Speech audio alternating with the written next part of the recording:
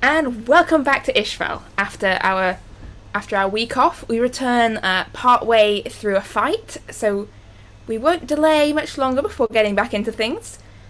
Just a quick reminder: you're all going to die, and you brought this on yourselves.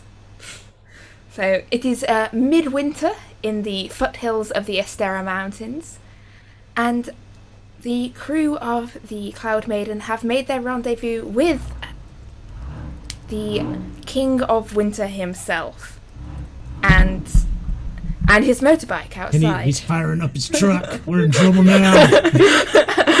And as the king revs up his motorbike, Wolf, and drives onto the scene, our combatants dove into the combat. The snow is falling all around, and you know what? I think that's all we need to know right now. You're in a fight. Things are not looking so great. The king arrived angry. Krasara then had a nice chat with him. He's now even angrier.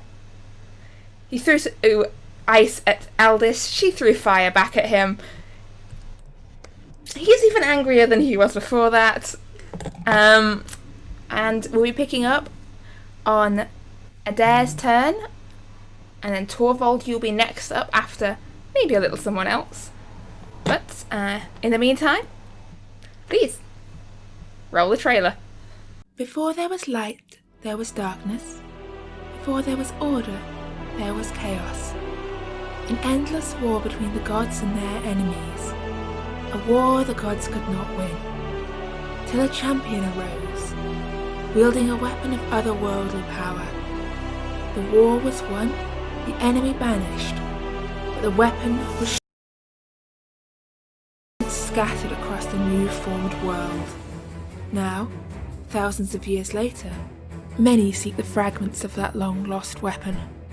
Among them, our 5 brave heroes. The druid, troubled by dreams and his own temper. The blacksmith-turned-warrior in search of revenge. The raider, determined to protect her friends and her growing family. The traveller from a distant land, guardian of those down on their luck. And the girl willing to sell her soul for a taste of adventure. Their hunt will take them to distant and dangerous lands, far beyond the borders of Isfjell.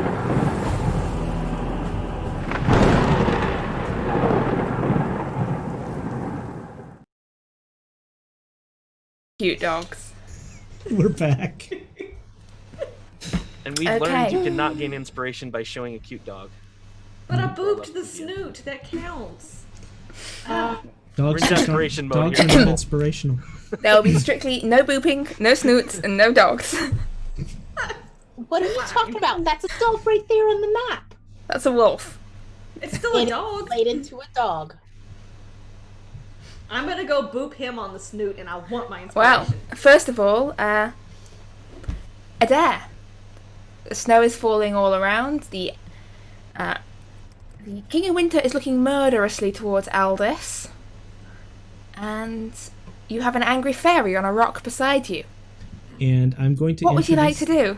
I'm going to introduce the angry fairy to the fiery tip of the flaming blade sword. Perfect. Alright. We'll see how the greeting goes. Yeah. The greeting does not go well for me. That will be a 12. The fairy just dodges to one side and waves its little knife at you. Is that everything, Adair? That's all I can do at this time, yes. Okay, in which case the angry little fairy dodges to one side, leaps forward, and is going to attempt to stab you with its tiny little icicle knife. Which, of course, does d20 damage, but that's okay. Of course. Does a 16 hit you? Oh, absolutely. Okay. In which case, that will be 4 points of piercing damage.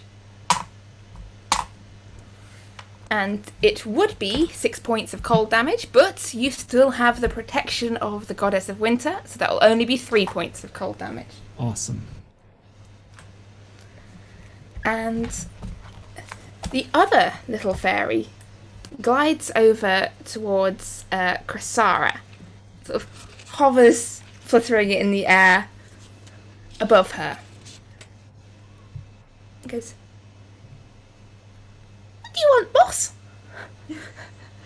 I think I'm going to name you Popsicle. And Torvald, you're up. Torvald's gonna take a second to look up to the sky and be like, "Thunder, now would be a good time for a storm." And then he's going to reach back for his weapon, spiritual weapon, and he's gonna kind of guide it closer to the Winter King, as close as he can get. And then he's going to call down a bolt of lightning from the sky, and he hasn't been hit. The Winter King hasn't been hit yet, right? We just started. I I hit No. it, didn't I? don't think anything has stuck yet. Nothing is stuck. Okay. Then Torvald will. Actually, no. Yes, he has. Because I believe didn't Aldous hit him? Yeah, with her. That's why he Yes. cast them out at her. That's where his points have gone. It was Aldous. He has been hit. Okay. Then he'll call down a bolt next to his head and toll the dead on him.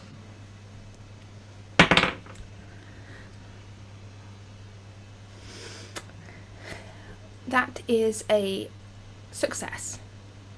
Success. Okay. Yes. All right. Then Torvald will just kind of make his way a little bit closer towards the middle of the boat. And that'll be his turn. Okay. In which case, that brings us to Ira, who, sadly, Moira is off having fun in something called the outside today. So, Bova, what would Ira like to do? So Ira is going to. She's just slain this fairy, right? I believe so, yes. All right. So she's going to make her way over to. So he's riding the wolf, right? He's riding the wolf, yes. Okay.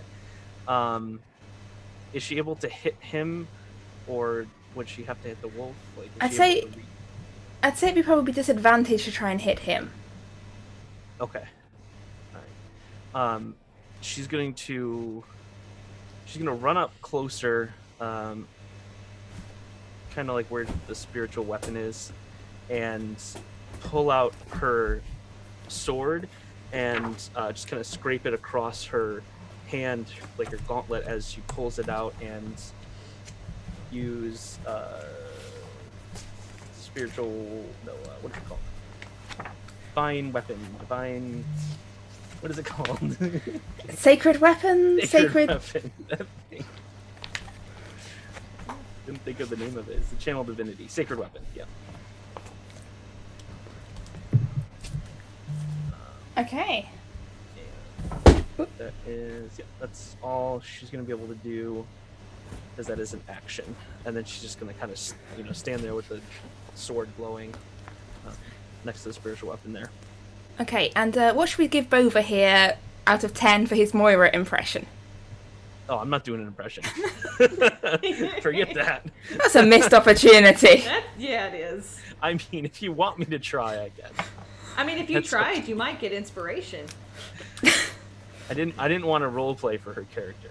Okay, dude. Oh, I didn't say an Ira impression. I just said a Moira impression. Oh, a Moira impression. Oh, okay.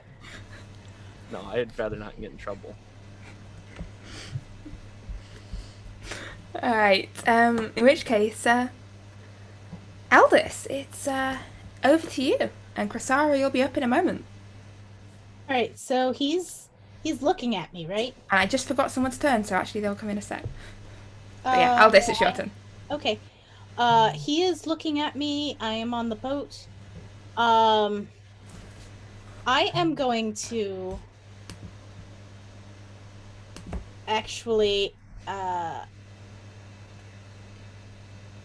up behind the mast. Okay. Right here, behind the mast. Maybe up against, yeah, right there. It's a masterful move. Yeah, back up just a little bit. And I would like to, what did it do? I'm screwing up all over today. Can I hold my action? It depends what yeah. What What action would you like to hold? I would like to hold casting,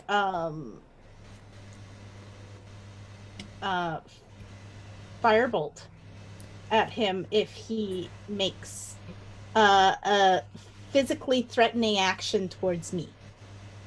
Just towards you. Just towards me. Okay. Alright, so as you back up behind the mast, this large wolf and the fey king on its back comes padding towards you.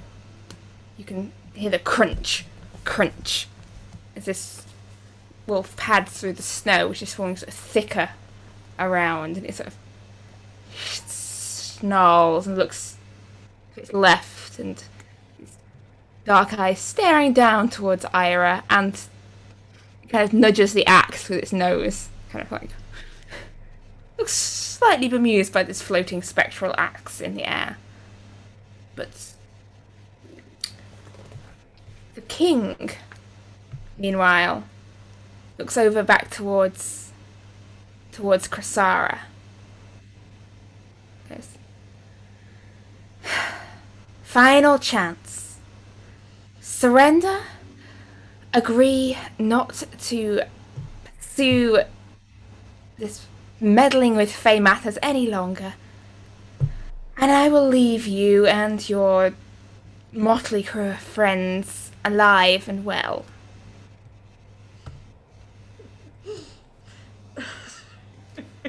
Oh, this. Oh, I'm sorry. You're serious. Right, well, in that case, You're serious. he raises his hand and this jagged shard of ice comes flying towards Krasara. And oh, that will only be 18 to hit. That will hit, but I have double resistance to his bullcrap.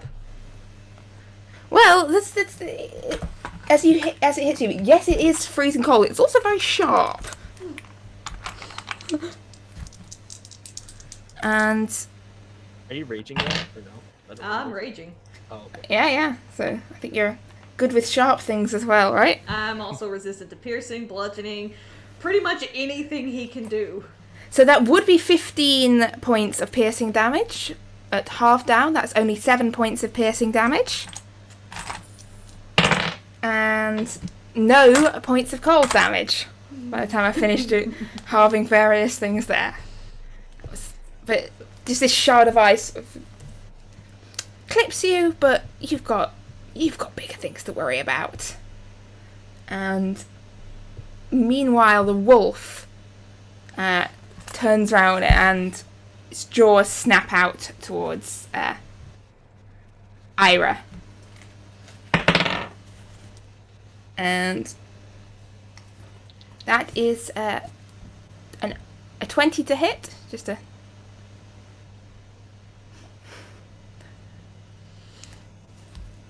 To Ira? Yes, to Ira. I just double checked. Is that here? Okay. I don't think she has. I don't think paladins get shield. I don't think she has. Oh, and she will take 7 points of piercing damage. Okay. She also has 3 temporary, so that's. It's the fun thing of keeping. Suddenly, you've got to learn how to play a new character. it's all good. Yep. Alright, well. In which case, that brings us round to Krasara. I'm sorry, I don't think any of us will be surrendering today. However, if you were to turn over my daughter, we would probably let you live. You don't like her anyway, so why not just give her to me? Alright, how about this? I'll give you my sister if you give me your sister. Nice trade. Are we PG-13, rated R? Right, what are you planning to do to my sister? I mean, we are That's what mixed she- stabbers, so... We're rated Chris Ara. So, no, pretty sure some very inappropriate, I'm just gonna say it in primordial. Nice. And the king just kind of looks at you. I'm going to assume that was rude. Well, for once in your life, you'd be right about something. Right. So, What would you like to do, Chrysara? last chance. Give her to me. He shakes his head. I thought you'd say that. So, I'm going to attack him with my gigantic maul. 14, that is a 14. He is correct. plus- He is currently quite a long way from you. Are you? I'm going to I charge think you're him. walking. Yeah. You Oh no, I'm going to charge him. Whee! could always throw them all, but No. 15, 16, 17. So that's a 17 to hit. that will hit. And I am going to jump up and get as much momentum behind my maul that is currently on fire. And go to hit him, just smack at the chest with it. And that is 10, 11, 12, 13, 14, 15, 16, 17, 18. That is 19 damage, and 5 of those are fire damage. All right, and as your maul strikes into him, there's this splintering sound, and these shards of ice come flying out towards you, and I need a dexterity saving throw from you, please. Ooh, those are the best kind for me. Sure. Dex. Where are you? It's underneath the wolf. Okay. Are you within... I don't think you're close enough to get the aura. 'Cause I have 3 10 temporary feet. hit points. And that is a Yes. 19, 20. That is a 21. That will be a success, in which case you take no damage from that. But you're now up and close to him and his wolf. It's okay. That is And- okay. Is that everything, Chrysara? Yes, that is everything I've got. In which case, back round to you, Adair. I am going to take another stab at this damn pixie. Okay, that's better. That is a nat 20. So, That'll hit. 27. That'll hit. Oh, now I gotta remember what damage it does because I wasn't paying attention to myself. Okay. Oh, come on. I know I pulled out 4d6. Excuse me, gotta grab another d6. I apologize. I thought I had enough out here. You could roll the same one twice. Yeah, I can, but then I have to do additional math, but, you know. Too much math. Too much! I am glad I pulled out that extra dice. It is now my favorite dice of all time, and that is going to be 22. Before considering it was an nat 20. There's a little squeak and this shattering sound as the little fairy creature just splinters into this glittering shards of ice that fall down onto the. I hope the little shards turn into little tiny flames as they go. I mean, I want to obliterate this thing. It stabbed me. I'm unhappy. You have defeated the tiny fairy. It is dead. Victory! I am a powerful sorcerer. I am a Over wizard. your shoulder, and there's a gigantic wolf. Is this one with the heart on it still active, or I'm trying to determine? It's charmed. It's the Sarah. charmed one. Okay. In that Yes. case, I am going to use my movement to come up here near Krasara, but not right at Krasara. Okay. That will be it for me. The charmed little fairy sort of hovering around behind Krasara, just kind of looking from side to side. It's got its little tiny bow, and it doesn't seem entirely sure what it's doing. But Torvald. Actually, no. Before Torvald goes, the Winter King looks down towards Krasara. And you watch as he forms another of these ice spikes in the air and just flings it down towards her, because he can do that. He doesn't have to wait till his turn. He's a fairy king. He's legend. Wait He's for a it. legend. No. Ugh. We're all gonna die. That will be a 21 to hit Krasara. That will hit. And that is 14. 18 points of piercing damage, halved down to 9. And wait, hang on. Halved once gives us 4 and 2 points of cold damage after a bunch of halving. Okay, I will snarl Is this another a bit, sh- but... So I see you're a cheater, too. I didn't think we had to take turns. Well, I mean- typically, in a battle, it's usually turn-based. Technically, it's simultaneous. See? The dwarf gets it. Torvald, speaking of which, it is your turn. All right, so did Krasara, did you attack the wolf? No, I went straight for the Winter King. I smashed him in the chest. Oh, gotcha. So feel free to murder the wolf. It's okay. Please. Save the I just pelt. feel like we're gonna need to. You said you had disadvantage trying to hit the Winter King from the ground. Yes. Okay, yeah. All right. I will command the axe to move closer to the wolf, and it's gonna just hack at one of its legs. There. Alright, hang on. Let me check my wolf stats. That's gonna be. I need like a big wraparound desk. 25. And a swivel chair. What was that to hit? 25.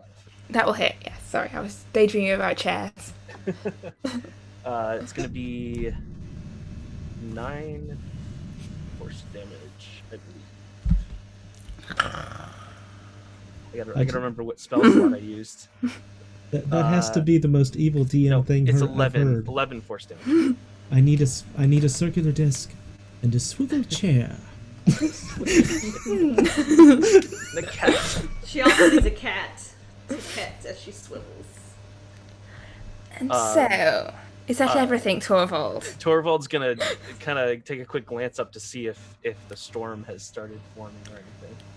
I mean, it is snowing heavily. The sky is full of thick, dark clouds. Would it be I'd say this considered probably would be considered stormy, yes. Okay. The Winter King brought the winter storm with him. All right. Torvald will look up and go, "Thank you." And he's going to thrust his arm up in the air, and this bolt is going to go up, and you're going to see this cloud start to get darker and darker and darker as he casts Call Lightning. And the bolt of lightning is going to come down right here. Okay. And that is Con or Dex? I can't remember which one it is. That is a dexterity. DC 16. Alright, the wolf fails, the king succeeds. Okay, and it's going to be 4d10.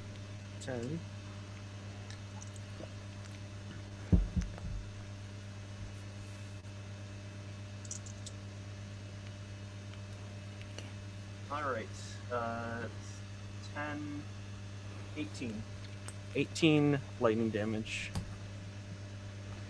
So that's 18 to the wolf, and that's halved, isn't it? For Yeah, it's half on the save.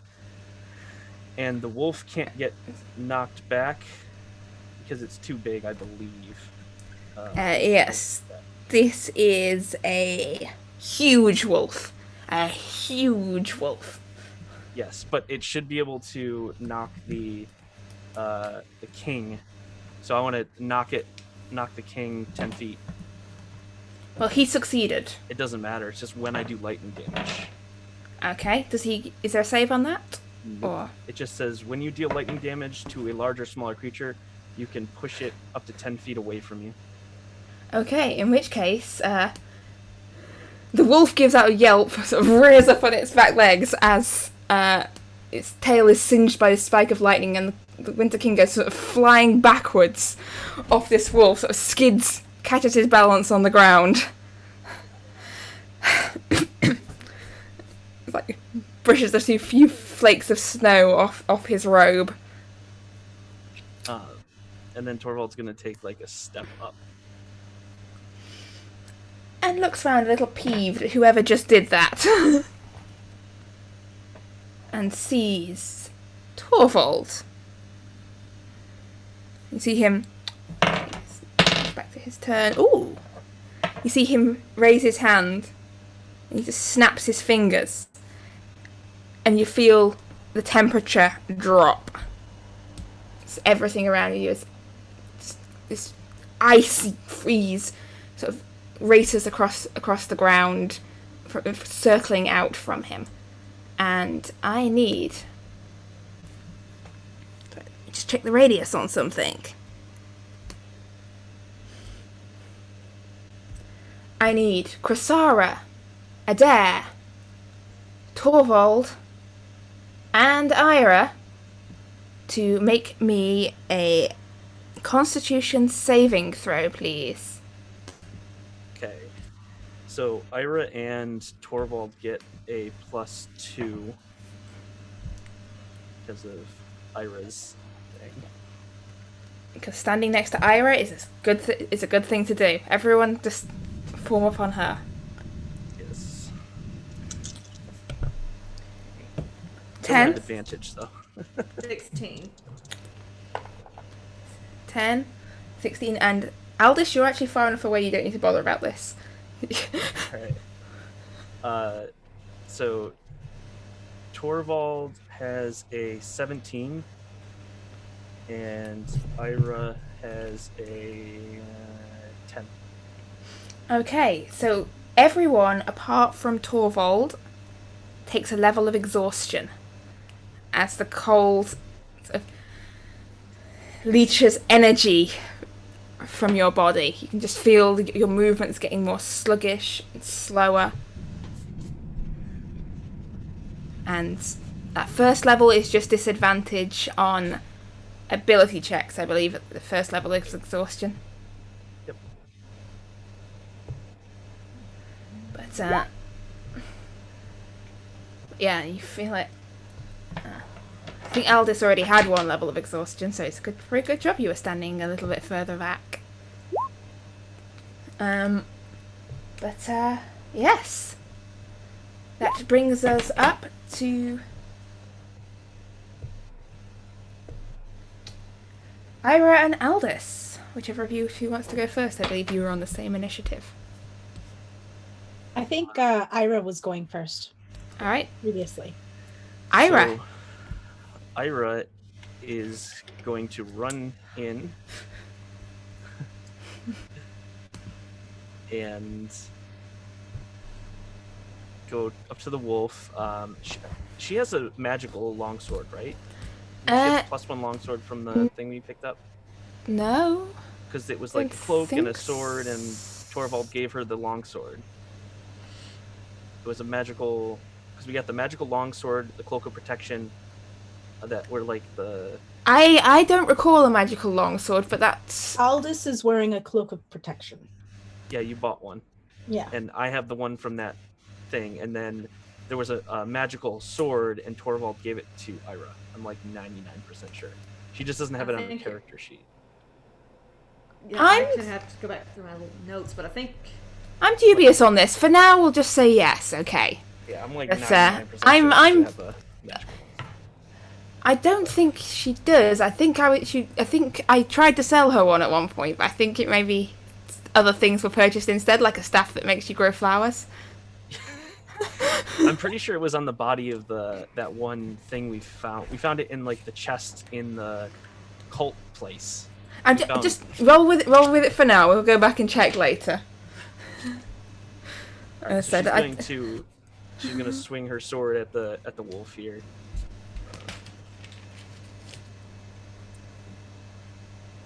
And she gets a Dwarven sword.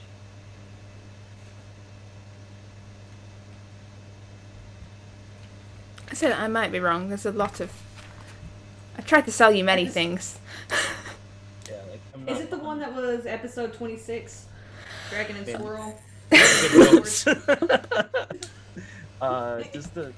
Does the weapon give you +2 attack, or is it just the divine weapon or whatever? Just look. If it's not down on her sheet, just treat it as a magical weapon. We'll work out the bonuses afterwards. I'm talking about her channel divinity. I don't remember if it's just damage or it's. I don't know.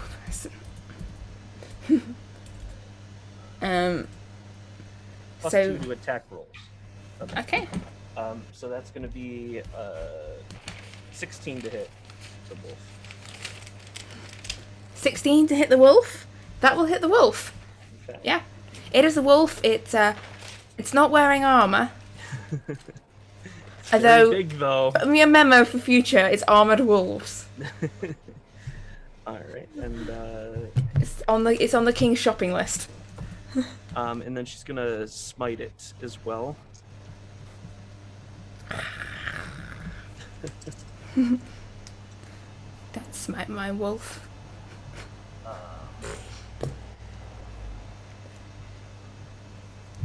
That's gonna be 9 damage, which is really bad for that many days. All right. That 9 total. No, 13. Sorry. Okay. All right. And Ira. Is that everything? Substitute Ira. She's gonna take another swing with her second attack.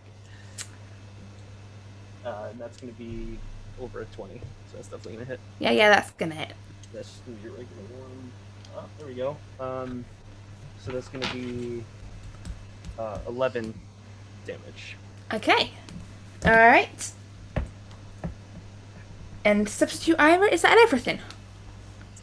And then she's going to cast a Shield of Faith on Krasara. Alright, it's bonus action. As a bonus action, yep. So that gives you a +2 bonus to AC. Very useful. May I say, Ira, you're looking exceptionally tactical today. She's trying. It's really hard to keep track of this when I can't change the character sheet. I'm like trying to note everything on a notepad. It's good times. You probably had a much better advantage as a team than if I was playing Ira, because well, you could just sabotage her. Try to TPK us. Oh. Right. Maybe Aldous. All right. What would you like to do? I'm going to cast Firebolt at the Winter King. Alright. Let's do the silver ones today. Lucky silver ones. That's a 16 to hit. That, I'm afraid, will not hit. It's not so lucky. Glances off his armor.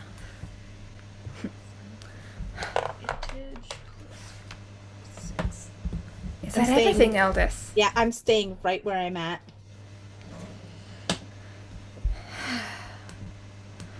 Well, there's no need to start throwing lightning bolts at me. It was rather rude. And he raises his hand and he sends another shard of ice towards Torvald, because he's currently most pissed at Torvald. And that would be a 27 to hit. Yeah, that'll hit. Barely, but it'll. And that will be 17 points of piercing damage. 17 piercing? 17 piercing. Okay. And 4 points of cold. After halving. As this shard of ice just goes flying towards you. Alright. So that's some damage. Oh, you can take it. So concentration check would be... Oh, yes. Can I even pass that? Is it based on... Which damage is it based on? I'll say based on the 17. It's half the damage, isn't it, anyway? Concentration checks. Something like that. I don't remember. I think it's half, or you just don't ever get hit. You're like, what is this? What's this concentration check I have to make? I rolled 15 on the dice, so it's a 24. So. You're all good then. It's like, I've heard this thing could happen where, like, you're fighting someone and something gets past your armor, but I never thought it would happen to me. Hey, it's the first time for everything. But, yeah, the wolf snaps its head round towards Krasara. And opens its jaws and lunges forwards and is going to try and tear your throat out.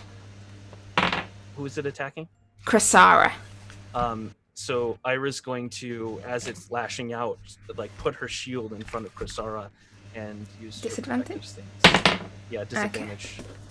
Okay. Alright, with disadvantage, that will be a 16, Krasara. Alright, it's like bruises its teeth on the edge of the shield. You can see now there is frost forming around its jaws. Similar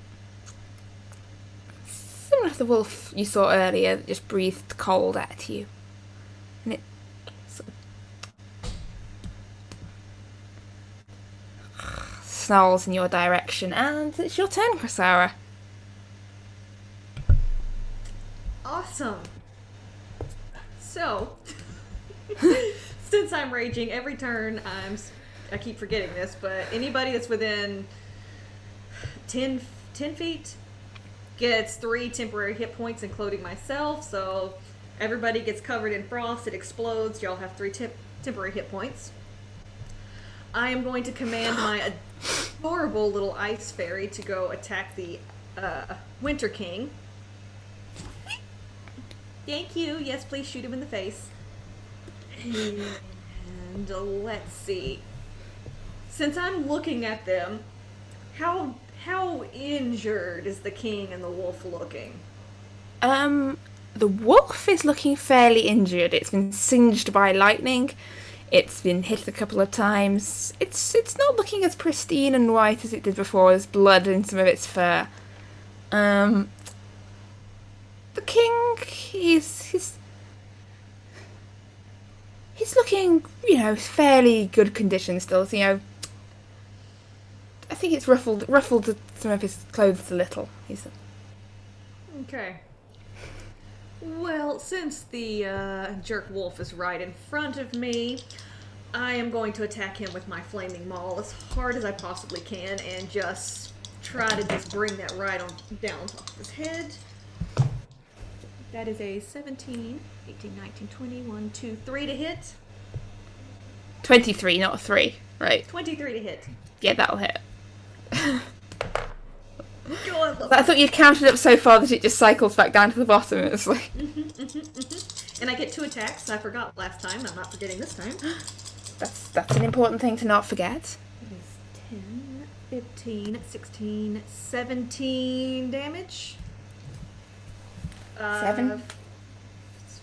5 of those are fire damage.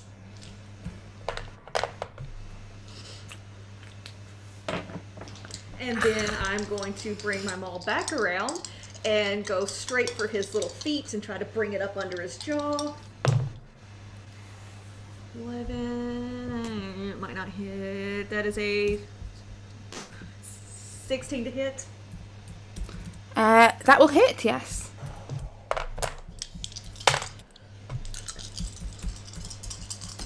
And then that is 4, 5, 6, 7, 8, 9, 10, 12, 13, 14 points of damage, and some of those are fire damage. Alright, so this... It's relevant how many are fire damage. No. So I was like, do I need to be Alright, so the wolf, you take its knees out from in front of it, and it just slumps down and crumples down to the ground with this kind of... Aww. And the king looks back to you and go...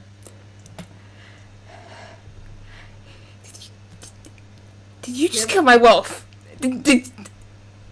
I kick it. I'm like, it looks pretty dead to me. Give me back my daughter. No. Oh, well, you're And next. he waves his hand through the air, and this flurry of snow comes swirling towards you, Krasara. I need a Constitution saving throw, please. You have a +2 to that. Wait, is he actually doing a spell? No. Oh. This is I have plus. I think. You have an extra +2 from being close to Ira. So, 10, 15, 16, 17. 17. That you did it. You made it. So You see- whatever he you was see it, attempting like, to going do to hit hasn't you. worked.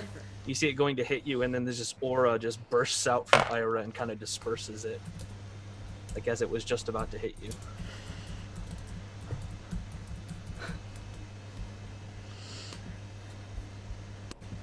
Okay, and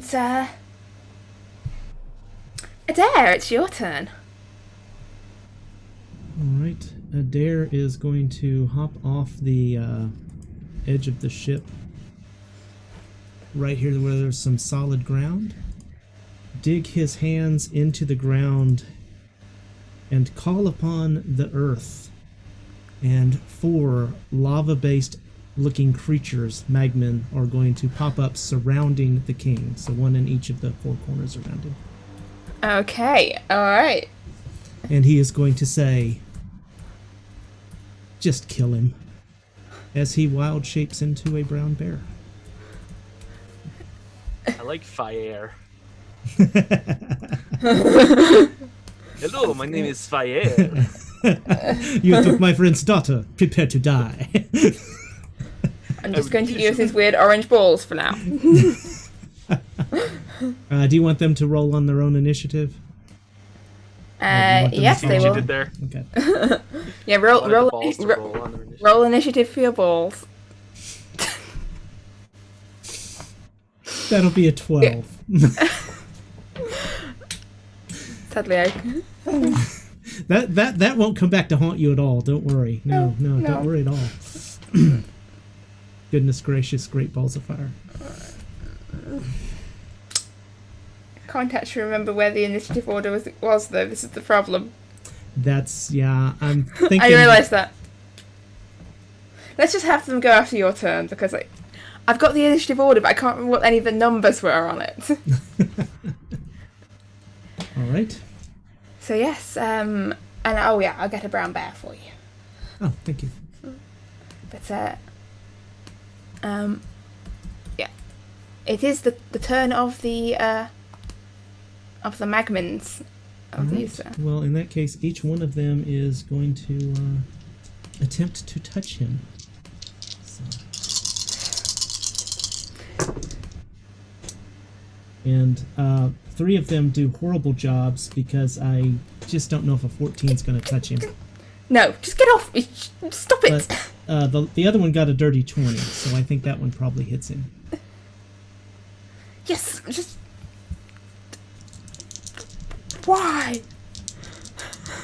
Alright, that is going to be 9 fire damage. Fine. Just... And at the end of each of the Winter King's turns, he's going to take a d6 fire unless he does something to douse anything that may have caught, so... Which I'm sure he will. This is getting annoying. And he reaches down to his side and he pulls a sword out and takes a swing at the Magmin directly in front of him. Just okay. Gonna try and just get rid of this thing. And that is a 21 to hit. Oh, absolutely hits. As he sort of, and as he swings this sword through the Magmin, you watch as this burst of sort of radiant light emerges from the sword. This sort of glittering, bright, icy light, and that will be 10, 13, only 17 points of damage total, of which 3 is radiant. The rest is slashing damage. Is that magical slashing or normal slashing? Magical. Yes, okay. It's a magical sword. Wonderful. Magical. He gets split in half, explodes, and I'm going to need a dexterity saving throw from the Winter King, please. Ah, you possibly didn't think that bit through. He will in the future. That the target's 11. Okay, that is a 17. I think he's a... Oh, cool. Then he's only going to take 3 fire damage from that. Okay, but he's looking annoyed. Like, he's just like dousing out with singed fur on this like pelt he's wearing.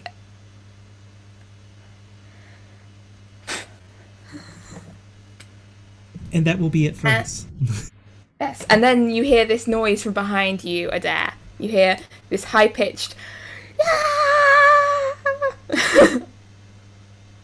as this tiny fairy charges forwards, draws its bow and fires towards the king.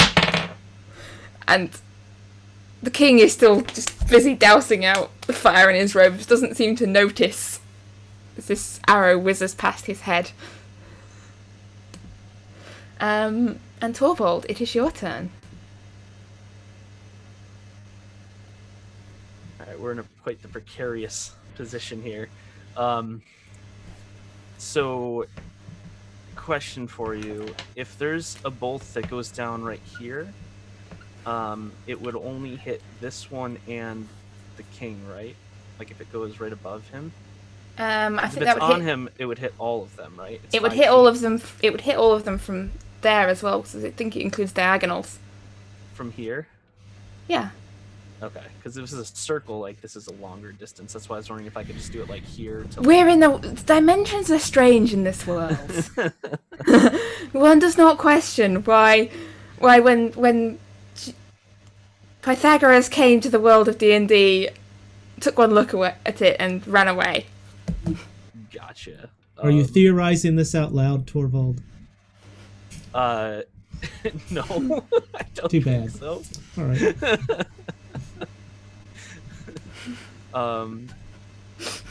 Just ask. So Torvald's just gonna call a bolt right down on top of him, probably not even thinking about it. It's a DC 16 dexterity. And that is a 23 from him. A 23 from him. Alright. And how about the thing-a-things? I'm not in charge of the thing he thinks. They're not my balls. Not your balls. There, I'll shock I you. can't even roll these dice now. They all failed Okay. miserably, Okay. which is such a shame. I'm so sorry they did. They're probably like immune. He just basically created a bunch of bombs, Yep. stood them next to him, and now Torvald is being the ignition fuse. Alright, so that's gonna be 14 lightning damage.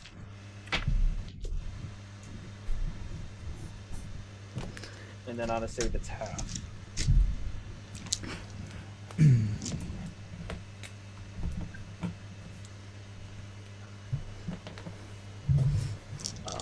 Unfortunately, the Magmen survived. Unfortunately, I could have maxed the damage. No, I'm joking. They explode. Oh, They explode? Yes, they explode. So that'll be a however you want to manage it. If you want to do one saving throw for each of them, or one for all. Yeah, I'll do one saving. What's the bar again? Was it 11 dexterity. There's balls of success, and success? 3 successes. So I think that's some half damage. That'll make the math a little bit easier then.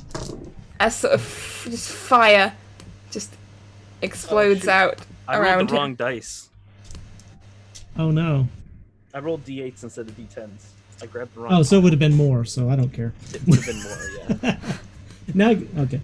Made me laugh so much I forgot. That Well, would that's like when be we roll the 12 fire damage. I already halved it. It's actually 18. It was only one more damage.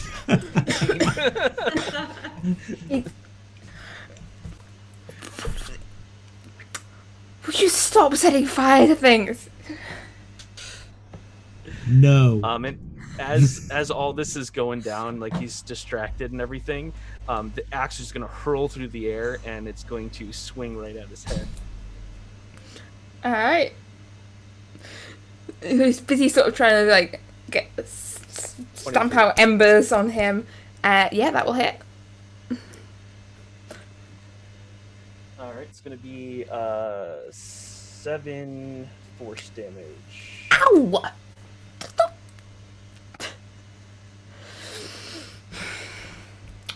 I am in control of this situation. I do have to say, when he takes 11 damage and he goes, ow! Like it just annoyed him a little bit. That is a little worrying at this point. Oh yeah, it's only 11. Torvald's also gonna just like step up, I don't know, around the corpse. I don't. You can stand on it if you like. I mean, it's gonna make him mad, but I think everything's making him mad at this moment. Probably. I guess I could stand like, I'll stand like here. Oh. Ish. There. And Yeah, I'm gonna stand right there.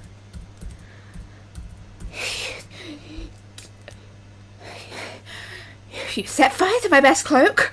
You have killed my wolf. Now you're trampling on his corpse. Oh, sorry. You. the time for apologies is long past. And he sort of raises his hands, and you see him sort of mouthing a few words as he sort of weaves this spell. And breathes out towards you, and this blast, this cone of icy cold air fills, shooting out, and then that's a 60-foot cone. So that is... That's a big cone. Yes. Yeah, that is 60 feet. That's all of you, basically. I would like a Constitution saving throw from all of you, including Eldest and including Sindri. Do we get... everyone gets +2 except for Aldous and Sindri. And do we get advantage on this because of our cold blessing, or does that only imbue us with resistance to some things? It was resistance to cold damage. Just the damage, okay. Just yes, making which may help here, you know. Alright, let me see. Purple is Torvald. Oh my word. Hang on, I may need some more dice. Ooh. Torvald and Ira both got over 20. Okay, that's successes from them. So I got Torvald, 25. Ira, Chrysara, all a success. Adair? I failed. Okay, that's a failure from Adair. With your +2, you had a +2. Sindri Dude, got a I rolled a 2. 17.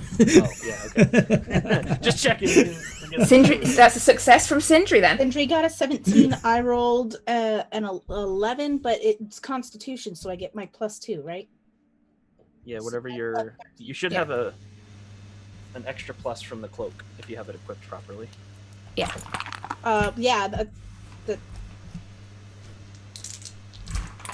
What do you mean? What's your, I have what's it your equipped. Constitution modifier? +2.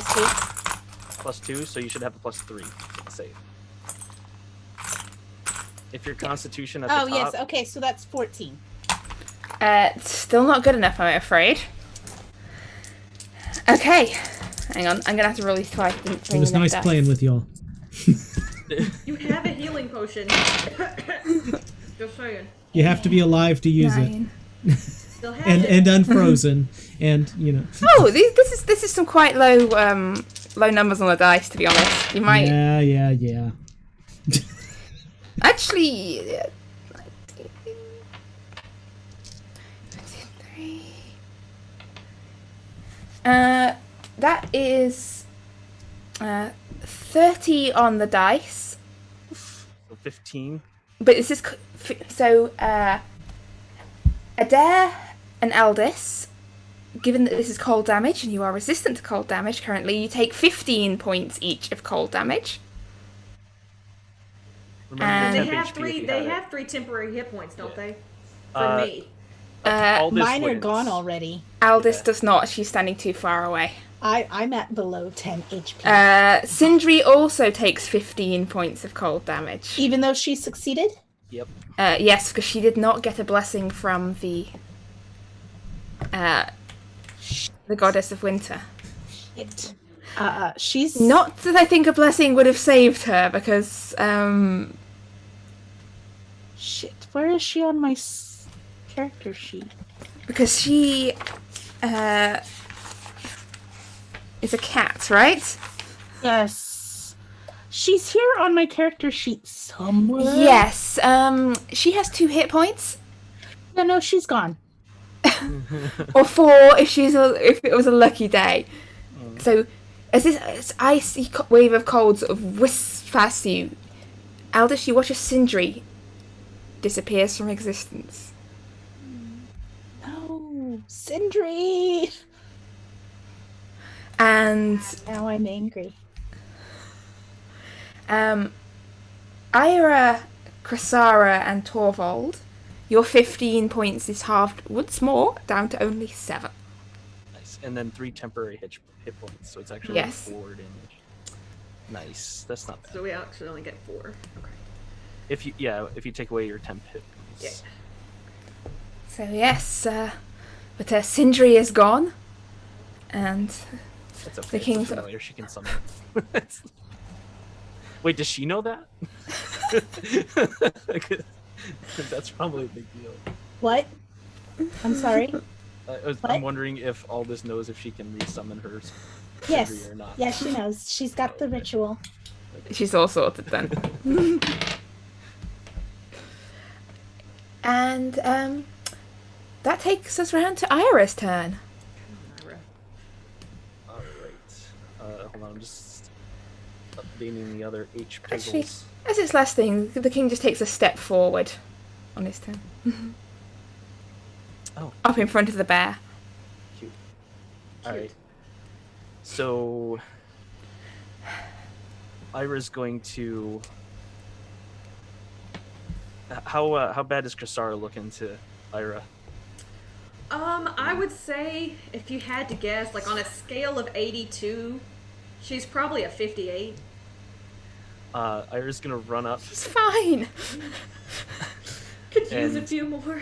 I'm gonna assume that Ira doesn't know that Sindri is able to be brought back, and she's gonna be like, "No, Sindri!" and she's gonna attack her with her or attack him with the sword. Oh no! It's gonna be 11. To hit. Yes. Does not hit. No, that will not not hit. hit. So she's gonna come around and swing back the other way with Two attacks. another attack. That's a nat 20. Woo-wee! Yes. Alright. Smitey time. Alright. So we're gonna use a second level spell slot. Of course. If Moira doesn't come back, I'm going to suspect you've done something to her to say you can just keep the smiting. Just keep on smiting.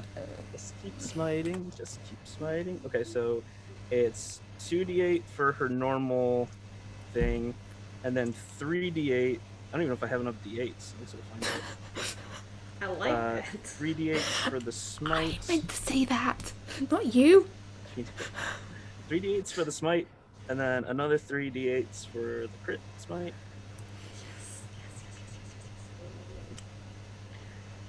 One, two, three. I do. Enough. So the metal dice are going to be the regular damage here. Oh, that's satisfying. Except there's a lot of ones in there. Oh, so many Alright. That is a lot of numbers. Yes, it Yeah, I is. know, right? So it's going to be I want one of these dice cams so I can just get, just take a bucket of dice and just go. so it's gonna be 15 plus let's see, plus 3 magical slashing damage. So it's gonna be 18 magical slashing damage. And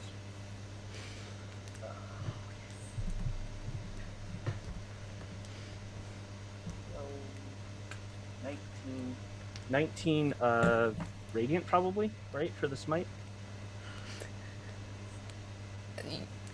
You're the one with the dice. 19 radiant. I just didn't know what the type was. I think it's The king sort of staggers back, looking down in sort of shock and surprise that there was this blood that's sort of blooming through his shattered ice armor and rather nice shirt he was wearing. I'm bleeding.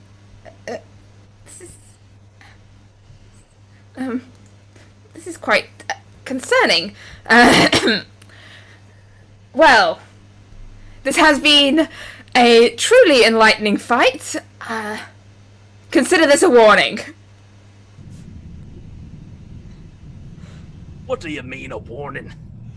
I mean, that don't mess with Faye Math. Is it my Yeah. turn technically while he's still talking? Yes, it is. Yes. All right, I'm gonna So take. don't escape. I'm gonna do Eldritch Blast. All right, roll to hit as he's. Consider this a warning. The Fae should not be trifled with. You've learned a good lesson today. Pardon? 17. The other one Oh. doesn't hit. 17 is just enough. Yes, 17 hits him. Sweet. He's a little overconfident in the armor department. 8 force damage. And as And as he's talking, he's sort of cut off partway through as this blast of green energy hits him and knocks him back into the snow. And you can watch this, like, this almost dark, it's not quite human-coloured blood, this darkish, almost black blood spreading out from around him into this snow-covered path. And the sword drops from his hand, and he does seem to be unconscious, potentially dead. Can I urinate on him as a bonus action? Krasara,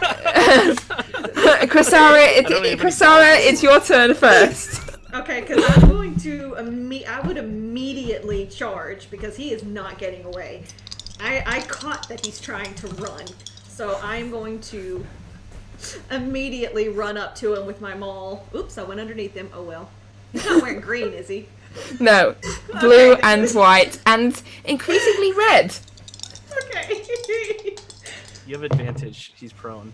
Oh, that's a freaking nat 20. That's without adding anything. So as he's talking, as this blood from sort of Ira's wound gets sent flying backwards by Aldous, and then you come running forwards. And based on the state of his remains, I think it would be fair to say he's probably dead. And Probably? well, I'm about to make sure. so you can watch as like this blood is bleeding out, like his very skin and flesh seems to be melting away into the snow. Just the form he's just melting down into the snow, which is now cleared in this area around. The snow seems to have melted a little, possibly mostly to do with the large fiery explosions. So do I get to slam my maul down on top of him? Yes. Although you may have to fight for Adair trying to assert dominance over the archfey. He can pee on him if he wants. It's cool.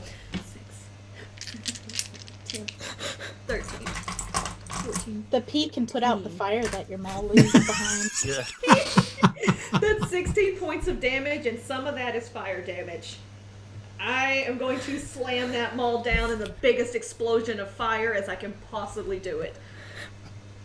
And so this fiery explosion sort of all around the remains Ooh, of look at that. Look at you.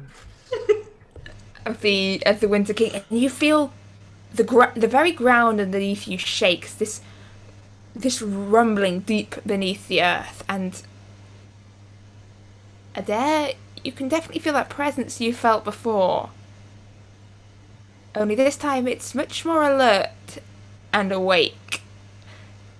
And you can very feel it almost in the land beneath you, this stir of movement as something is waking. The ground shudders again. You watch the trees sort of from side to side a little. Did the Winter King, is there anything that survived? Like, did he have a crown or anything like that? This crown he was wearing is melting away into ice. What is left is his sword lying on this melting, soot-covered, pea-covered snow. And it's just, like, you know that horrible slush of, like, the other side of roads where it's just... It's not pleasant. And also his clothing, though it is blood-stained.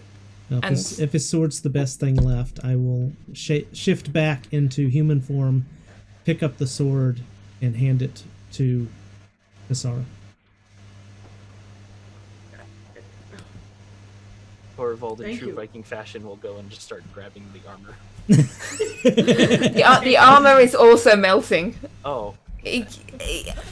Very big on ice, which perhaps was his downfall here. He was an ice hole.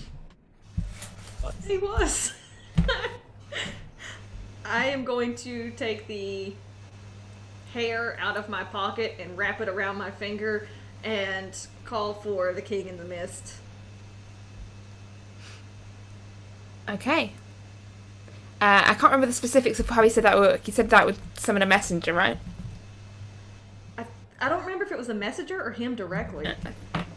Was it a messenger? I think it was a messenger.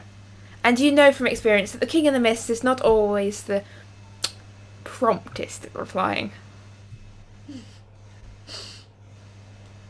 Considering he knew what was going on, he should probably want to talk to all of us. But you do get this. There's still sort of this. The sky above you is dark with sort of stormy clouds, and it has stopped snowing though. But the ground gives another little shudder. There's no mist yet. But it's a grey midwinter morning. And you're surrounded by dead wolves. And The little ice thing is still alive, isn't it? And under my control? yeah. Okay, you can come sit on my shoulder. Just come sit right here.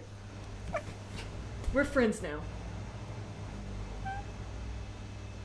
Tam, you're muted. Tam, you're muted. I hate it when I do that. I really do. I was asking, is that feeling persisting or has it dissipated? Oh, it is persisting. There's a sort of.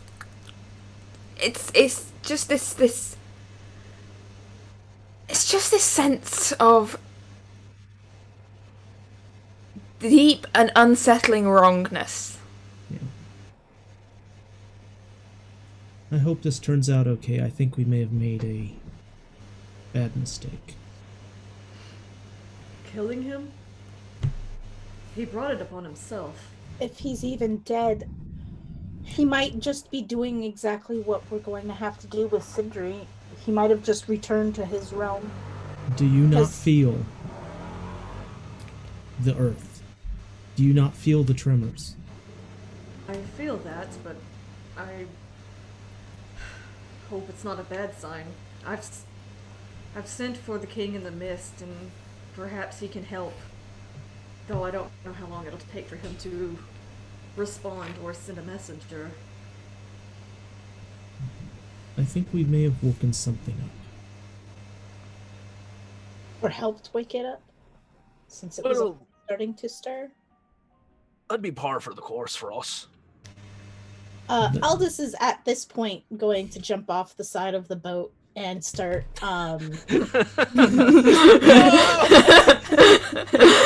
Splash! You land in about, I don't know, what was it, 2 feet of water. yeah, I'm gonna go over to this one wolf over here and start skinning it. Nice and practical. Make sure you get the teeth too. Of course, I'm going to dismantle anything that's usable from the wolf. Even if the meat is edible, I will separate that out too. And if there's nothing else on the Winter King that Torvald can find, he'll go help her. Alright, so, Aldous, make me a survival check for quality of wolf pelts. I do want to do it for all 3 wolves. Yeah. So basically, yeah. Three survivals. Just one, and we'll see how it... What about the giant wolf? Is there not a left? Or... I'd go for it too. That's one That's what I thought. I thought it was a giant wolf. I think she wasn't counting the one that got set fire to. Oh. Okay. No, I'm not counting the one that set fire to. Yeah, you never know. I mean, we might be able to salvage teeth. It's barbecued. Yeah. It's already cooked. Already cooked. There you go. Wolf One. burgers. That's a 4. Okay, so you're able to get some bits of pelt, but they're not as well skinned as you would like, and like the quality, like you haven't got complete pieces. All right. You've still got some good white fur. Do you need me to do a survival as well? Sure, if you wanna. Actually, if you're helping her, I'll just have advantage. Maybe after that first one, if Torvald gives you a hand. Torvald's... I think Torvald did say he was helping, right? Yeah. In that case, that's a 14. Okay, so the first one you screw up on a bit, but the second and third, you've got some decent sized pieces of white wolf pelt, especially from the huge wolf. Like, you've got a very impressive big wolf blanket. This one first, this one second, and then this one was third. Torvald, before you finish sort of looking over the Winter King, so essentially, aside from his sword, and the actual fabrics of his clothing and this fur-lined cape he was wearing, all the rest seems to have been ice derived in terms of jewellery and decorations and armour. Now you're just left with this wet bundle of fabric. Nice. Where it's all melted. And it's pretty mundane. It's very nice looking sort of silk and lovely embroidered fabrics, but Gotcha. I'm gonna just take a look at the sword. Or yeah, I'll just shove the clothes in the bag of holding. that's gonna go horrible, Mildred. Just shoving wet clothes in a bag and just leaving them there. Like, you're gonna find them. It's an interdimensional space, okay? You can't just use it as a laundry bag. It'll dry out. If you shake it, I'd drop like a few to hot the coals in water there. first. No, it's like you come back like several weeks later in the campaign, like, oh no.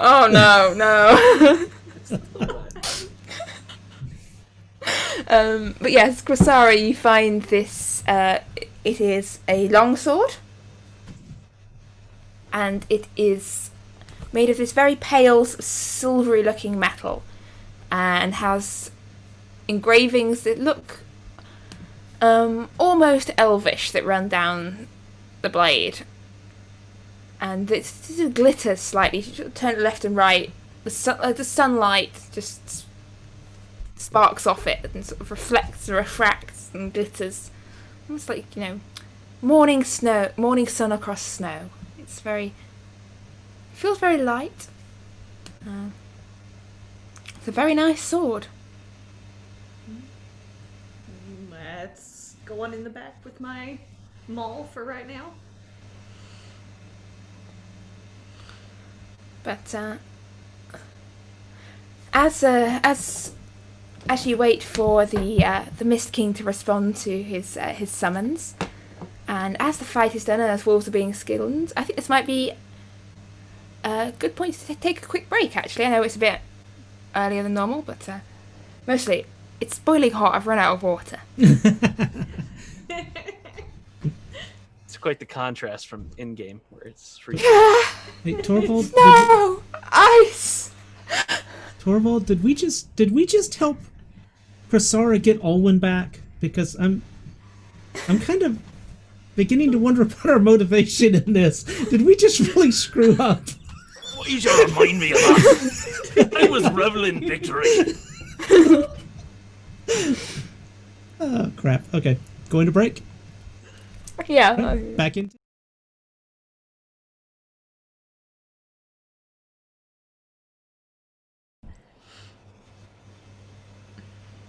So now the Winter King is dead, and we return to the banks of this river in the foothills of the Astera Mountains, where our party are skinning wolves, eating breakfast, and generally starting off the day, because it is still only morning.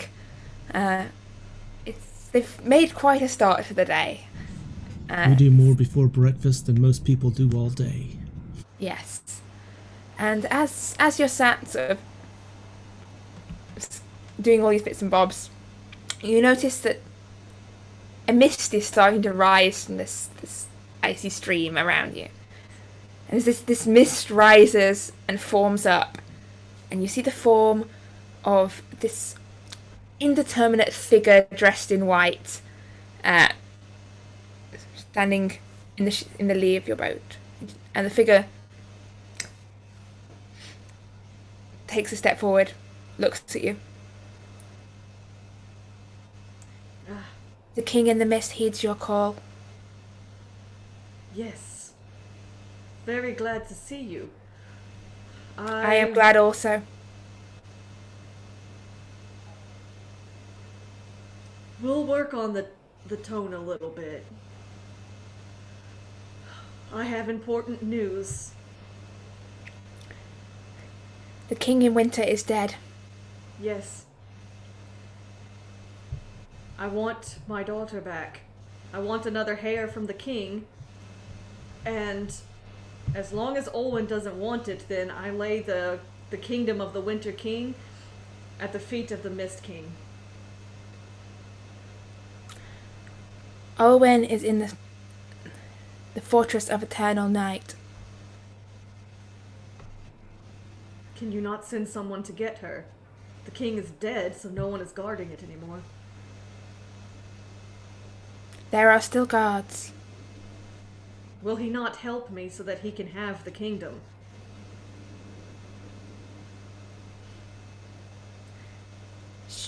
We can show you the path to the fortress should you wish to go there. I turn around and look back at everybody.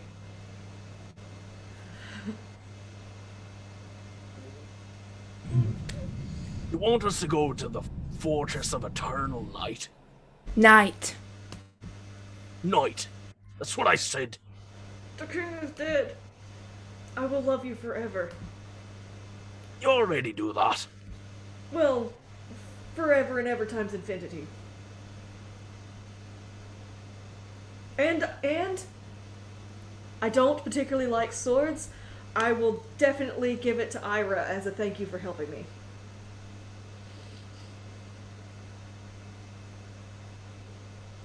Well, I don't really want to go to this place. So, But I don't beg, and I'm literally begging. well, you usually do, actually. I actually don't. Shut up. I'm a Viking. Vikings don't beg.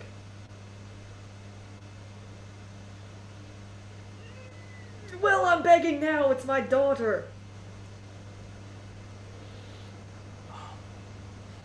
Is Adair still a bear? No, I'm not. No. Okay. Rather than stick my face into the yellow snow to pick up the sword, I decided to shift back to human form. I'll tell you what. We need to do the saving of the world before we can go chasing Olwen.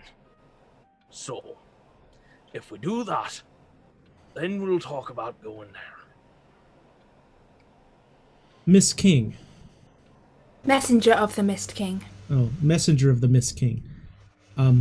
Is she in any danger in this eternal night thing? Not that we are aware of. Technically, it is possibly her castle now. Matters are unclear. The Did you king get- also has a warning for you. The shifting lands have woken. A sacrifice has been made.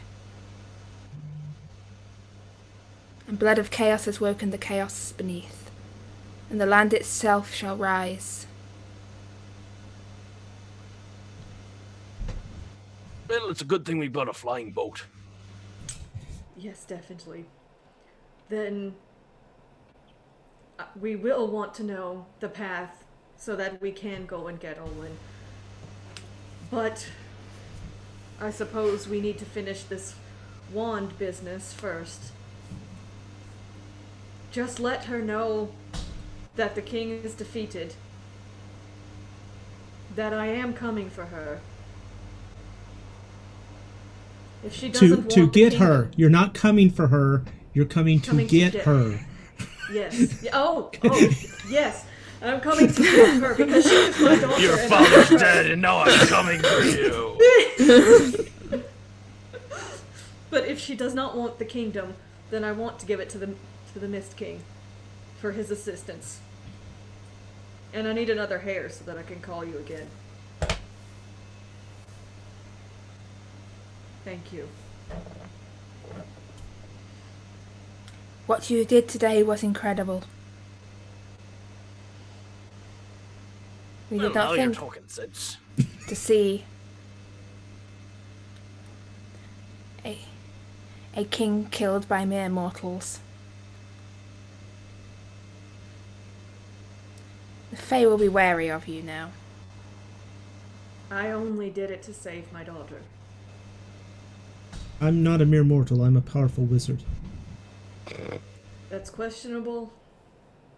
Apologies, powerful wizard. Thank you. The Mist King has nothing to fear from any of us. I am completely loyal to him. Good. Well, is that everything? Well, unless you'd like to stay and chat and have some food with us. Or you have a green night dress. All my clothes are white, and I do not accept food from others. Probably That's a wise. Pretty good practice. Well, goodbye. Thank you. Safe journeys. They just sort of take a couple of slightly awkward steps back and just fade into the mist. Rosara, Yes. the little fairy on your shoulder. Yes. I scratch its chin. You can send the fairy to speak with Olwen without suspicion. This is why I love all of my friends so much. I'm not very subtle. This is great. So, we did have a question, little tiny fairy man. Is the Winter King dead? Like, dead? Completely dead, not coming back, can't be resurrected, like dead. Yes.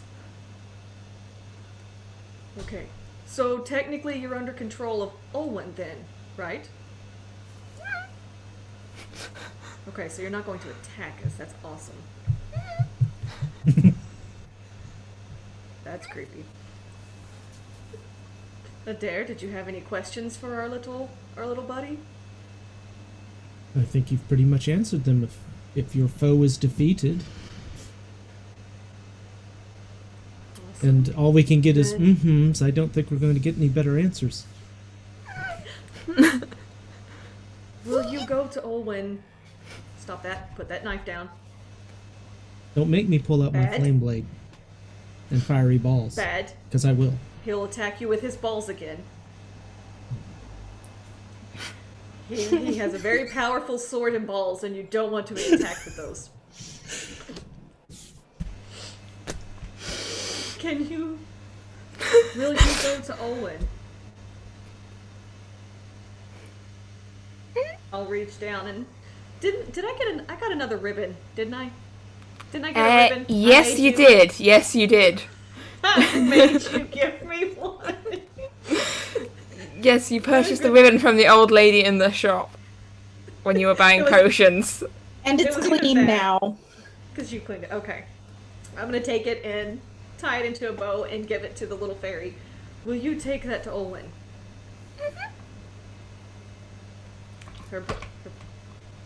The Winter King is dead. And I will be there to rescue her.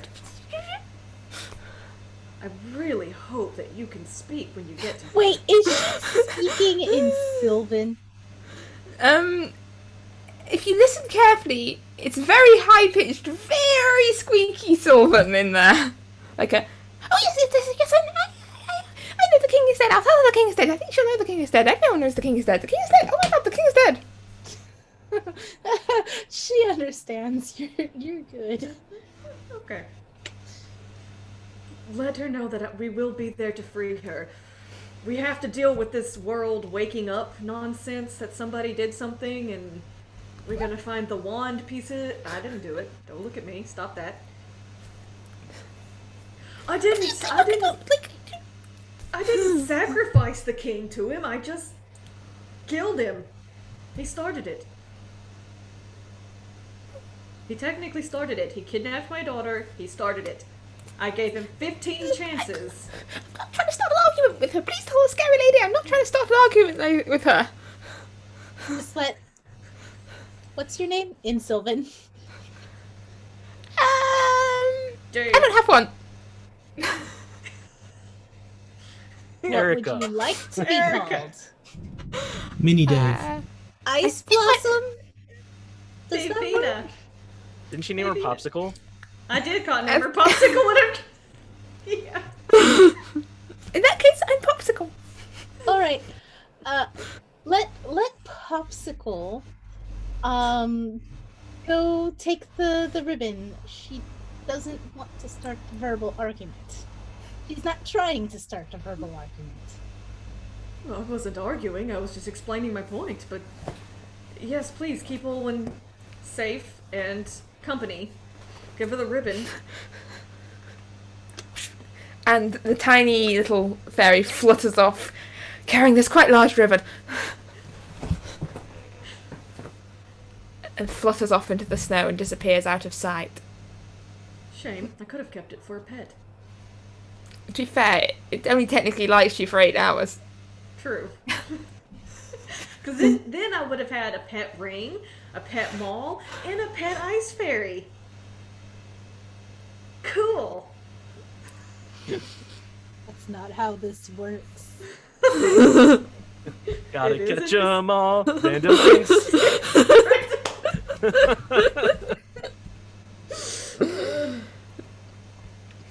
And now we can't be monetized.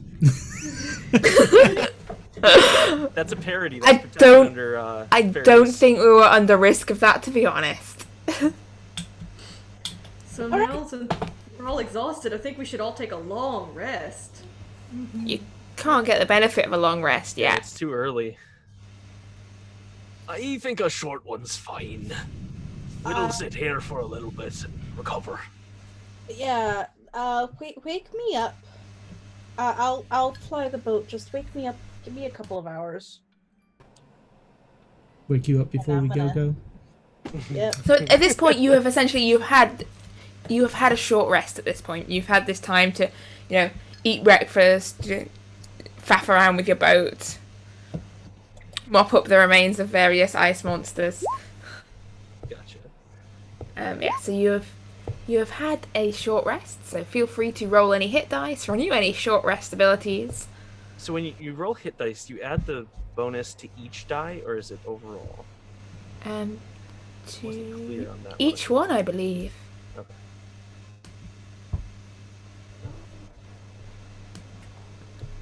Wait, what's the bonus? Your con Your con modifier. Oh, modifier. Oh, that's +5. So what's my hit die? Where are they at? 21. I think yours might be. If you hit short rest in D&D Beyond, it'll show you. It'll show you. Yeah, I'm doing that now. 1d12 plus. I'm gonna say yours are D12s. You are. Mine are D12s as well. No, they're not. Yeah. 1d12. So Oh shit. my You don't Never roll mind. one. They're D8s. You're not a barbarian. It only rolled one of them. Okay. Never mind. And also, I will let you know that, when you take your next long rest, when you've had your next successful long rest, you will, I think, what is it, are we on now? 8? That sounds... Yes, 8. Yes, you'll be level 8 after your next long rest. Nice. Okay, so that's 1d12, so that's 6, 7, 8, 9, 10. So 11 points, 11, 12 plus 2, so 13. Am I correct? No, I've never been good at mental math. People just spouting numbers at me means no. Yeah. You rolled yours. Did it roll? Yours. Yeah, you've got D&D Beyond or something. So When you sweet. hit that, What it did rolled them. You what's got it a say? 10 and an 11. Oh, So sorry I about got the a earthquake there. 975, so. a total of 21. I was propping up my laptop on one of the books I actually needed. That was so sorry about the minor earthquake. I like that. Always check which books you're propping your laptop up with before you start a session. Okay, so yeah, I like that better. I think we lose our temp HP, right? Yes. I think we decided that, right? Come on, you guys have taken a short rest before, right? I have not. Nope. Whatever? Oh my god.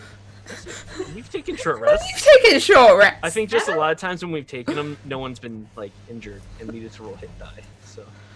Oh yeah, that might be true. Oh, I have to do 'Cause I arrows too. And it resets my rage, doesn't it? Or is it only like... I think your rage is... I think it's long rest for your rage, isn't it? Or is it Yeah. short? It might be short. I don't remember. Rage ends early if you are... No, long rest. Okay. Alright, so as you finish up this novel short rest, this strange new experience, it is by now mid-morning. The mist has cleared from the river. You're up here in these rocky uplands. You can see to the west the mountains rising up before you. Behind you, you can see the hills and uplands sort of sloping down into the farmland and the remains of farms, heading back down towards the direction of Yezevin, where you came from. Everything is covered in lots of melting snow. Okay. And every now and again, the ground just shudders slightly. Well, after the rest, I get into the boat, the chair, and I head us off into the direction we're supposed to be going. And which direction is that? It's gonna be over this pass right here into the. Can you see it? Okay. Yeah, over Starfell Pass. Yep. So, we knew that we were supposed to go to the land of the giants, right? That's where we're headed. Yes. Yes, that was where you decided to head, yes? Mm-hmm. And you have a map that I still forgot to put on Roll20, but it is in the Discord, that you were given by the Queen of Tilafen, Mm-hmm. who gave you a map of the lands of the West. Oh, the map's not pinned in Discord. What? What kind of terrible person would not have pinned that map? I see some precarious Pikachus. Is this in the Isfjell cast one? Yes. No, it was... Did I not pin it in the chat in Isfjell? Is it Isfjell chat or is it? It's pinned in Isfjell chat. Oh, in the public one. Chat. Okay. Yes. Okay. Yes. So if you want to see it, join the Discord. Tabber Studios. Well, we're You can chat totally with us on top about of the game. things and organised about all matters in a typically Ishvelian fashion. Yes. But yes, I will get that up on Roll20 Hey, I found it. in a moment. I knew I'd forgotten to do something. Well, I forgot to do about 5 different things, but I knew I'd forgotten to do several important things. And you said this is crudely, like, it's not 100% accurate. It's just like, This is fairly accurate, sort of the Fairly best accurate. knowledge of sort of cartographers. A lot of this area is not well explored. It's also a little bit outdated. It's a little bit outdated, yes. Because a lot of the interior, people don't tend to go there so much anymore. The coastal stuff's probably more accurate because people will have sailed around the coast, but... why wouldn't you want to go to the Forest of Bones? That sounds delightful. Exactly. I It's don't a know, lovely... There's a lot of gold all over the place, I think. As we're looking Oh yeah, at there's all sorts of ruins and everything out here. I love the notations that they gave us, like goblin raiders on the road. yeah, I'm gonna point to the one at the bottom that says ignore lights on the cliffs. And I mentioned I wonder if this includes the lights you saw in the mountains or just on the coastline. Speaking of, as we're flying over the pass, do we see the campsites or whatever that the lights were at? Alright, no. so as you sort of, if you're flying over the pass, that won't take you over where you saw the fires. Oh, You could it takes. that's further away going over the pass. So yeah, no, we're going over the fires. Okay, so you go so rather than steering over the pass, you're heading up over the mountains, the directions you saw these fires last night. And as you fly over, it doesn't take you long to get up to sort of the point where roughly the point where you saw that first fire, and you see down beneath you built on the top of quite a jagged lump of rock that sticks out amongst the foothills, is the smouldered remains of what looks to be a fairly large bonfire. Okay. And beside it, you can see what sort of beside it, a few meters away, with a clear space of rock in between, you can peer what appears to be a half-built second bonfire.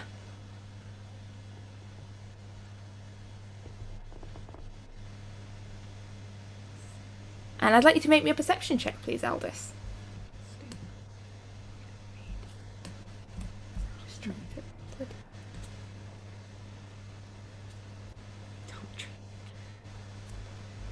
14. 14. You do get a brief glimpse of movement down in the undergrowth off this rock, but as you're flying above it, you don't get a clear sight of what's going on down there. But you did get a sense that someone might have dived for the undergrowth and bushes as they saw your boat go overhead. But without bringing your boat down and trying to land, you don't really have a chance of seeing who or what it is that was trying to hide from you. Okay. I will mention it. There's something in the bushes below. Do we want to look at it or keep going?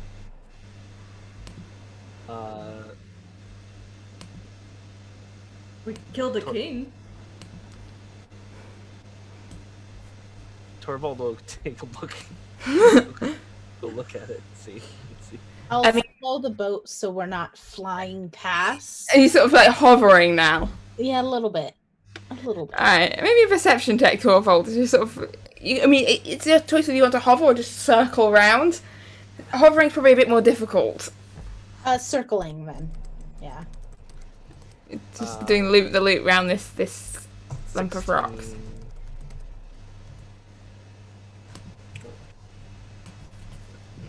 Alright, 16. In which case, Torvald, you can see down beneath you, sort of on the edge of this rocky outcrop, this movement of two small figures hunched down in these bushes. Unfortunately, it's winter, so there's not much leaf coverage. There's not much to hide behind. And you can see enough to see that these two small green-skinned figures crouched down in this bush, trying to make themselves look as small and unnoticeable as possible. And for your best guess, they do look to be goblins.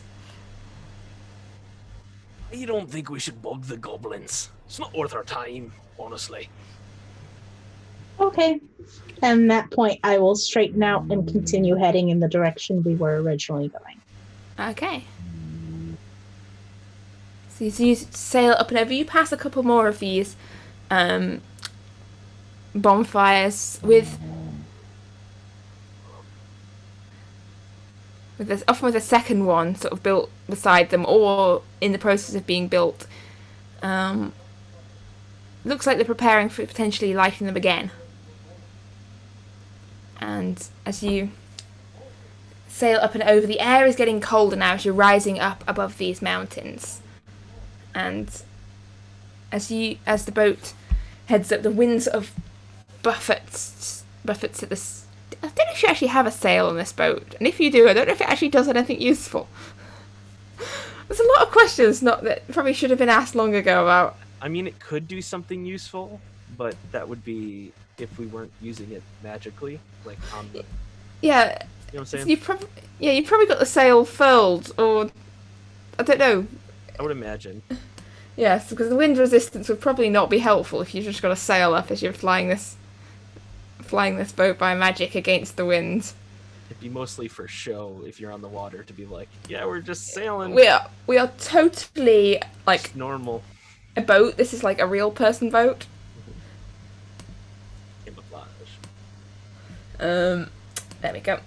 But yeah, well, I like the looks of gold. Torvald like looking at the map. And so you've got this map laid out in front of you, and the boat, as your boat soars up and over these mountains, and it's getting into the afternoon when you sort of reach sort of the highest point of your flight over the mountains, and you can see now the land on the other side sort of laid out before you. And whereas, when you've flown over Yezavin and Tilafen, there were patches of sort of hills and outlands and sort of uncultivated country. Here, that is all you can see currently, as far as the horizon stretches, is the foothills rolling down into sort of more like moorland, and then beyond that, flatter land and scraps of trees. Here and there, sort of suggestions of a few crumbled ruins and remains. I'll get a scale on this map at some point. But yeah, you can see before you the western wastes stretching out ahead. And you have, you've still got a couple of hours flying in you today. I will add a boat icon to the map, yes.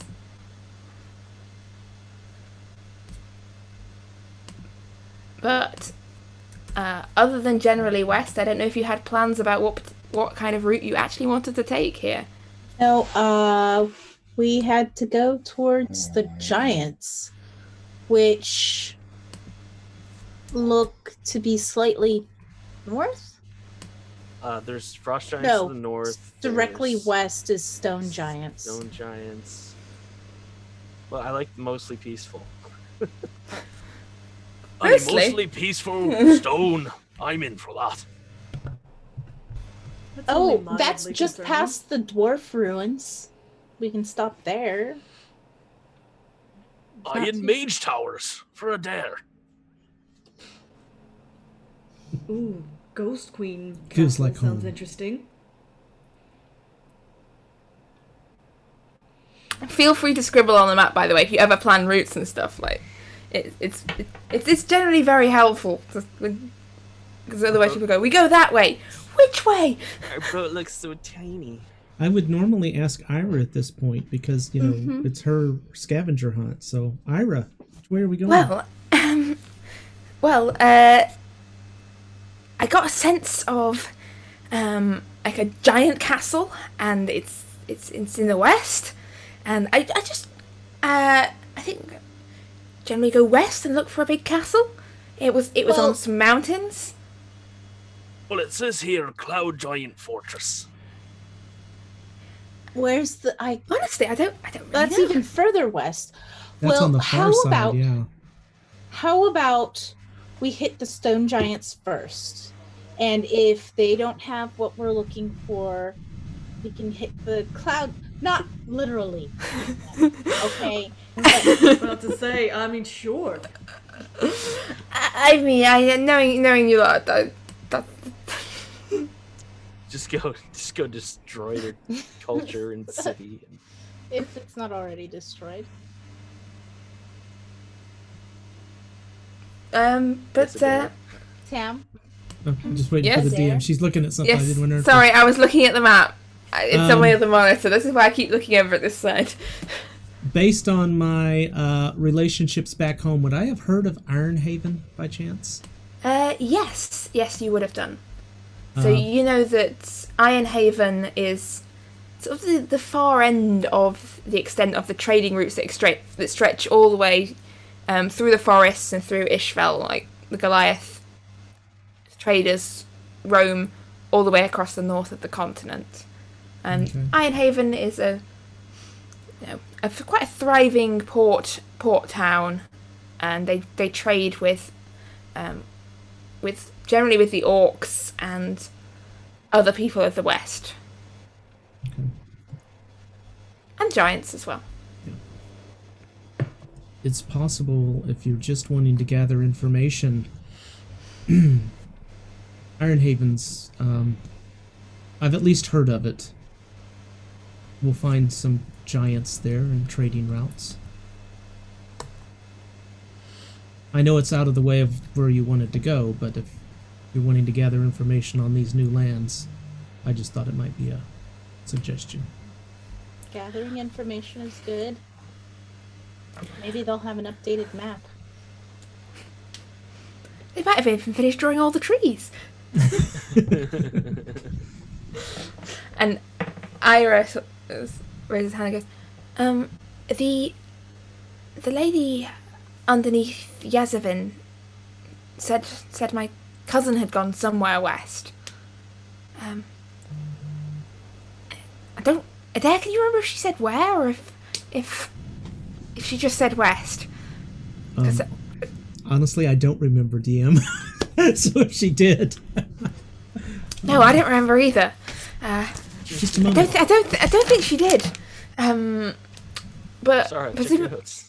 No, actually she did not say specific place. presumably my cousin's still got his boat, so would be somewhere on the coast. But Well, they do lots of... I know Foresails goes to Ironhaven, Farwater, and Dead Man's Port. I'd rather deal with Goliath than Orc any day, so... That's my vote.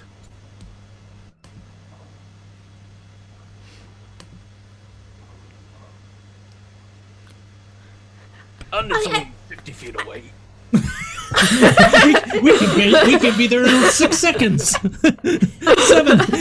7, kind of. Yeah, we take our time. Use the turbo boost. Sadly, you've been shrunk down to be tiny people. This is a campaign for ants now. We're all Torvald size? Yes. No, Adair, be nice to him. He's actually gonna help me save my daughter this time. Yeah, so you'd estimate that from where you are now, let's see, let me just check some distances. Ironhaven is probably about 350 to 400 miles away.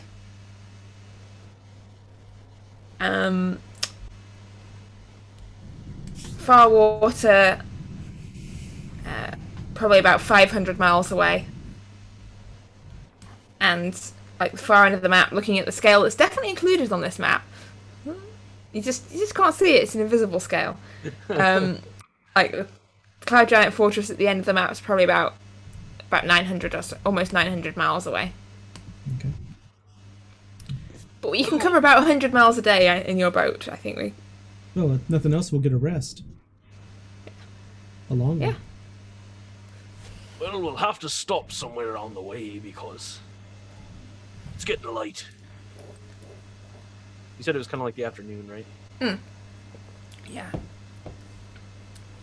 Yeah, it's currently afternoon, and you can see what below you is mostly like rugged countryside and hills. You can't see any lakes or rivers, so you're gonna have to be careful landing the boat. But you also don't know about the general safety of the local area. We know there are reports of gnolls. Yeah, but Currently are. that's just little mounds of grass. They're fine. Yes. It's grassy gnolls. Just little grassy knolls. Perfectly safe. We don't talk about those here. Yeah, we only get one shot. It's a magic bullet. Oh my god. He went there. You went there.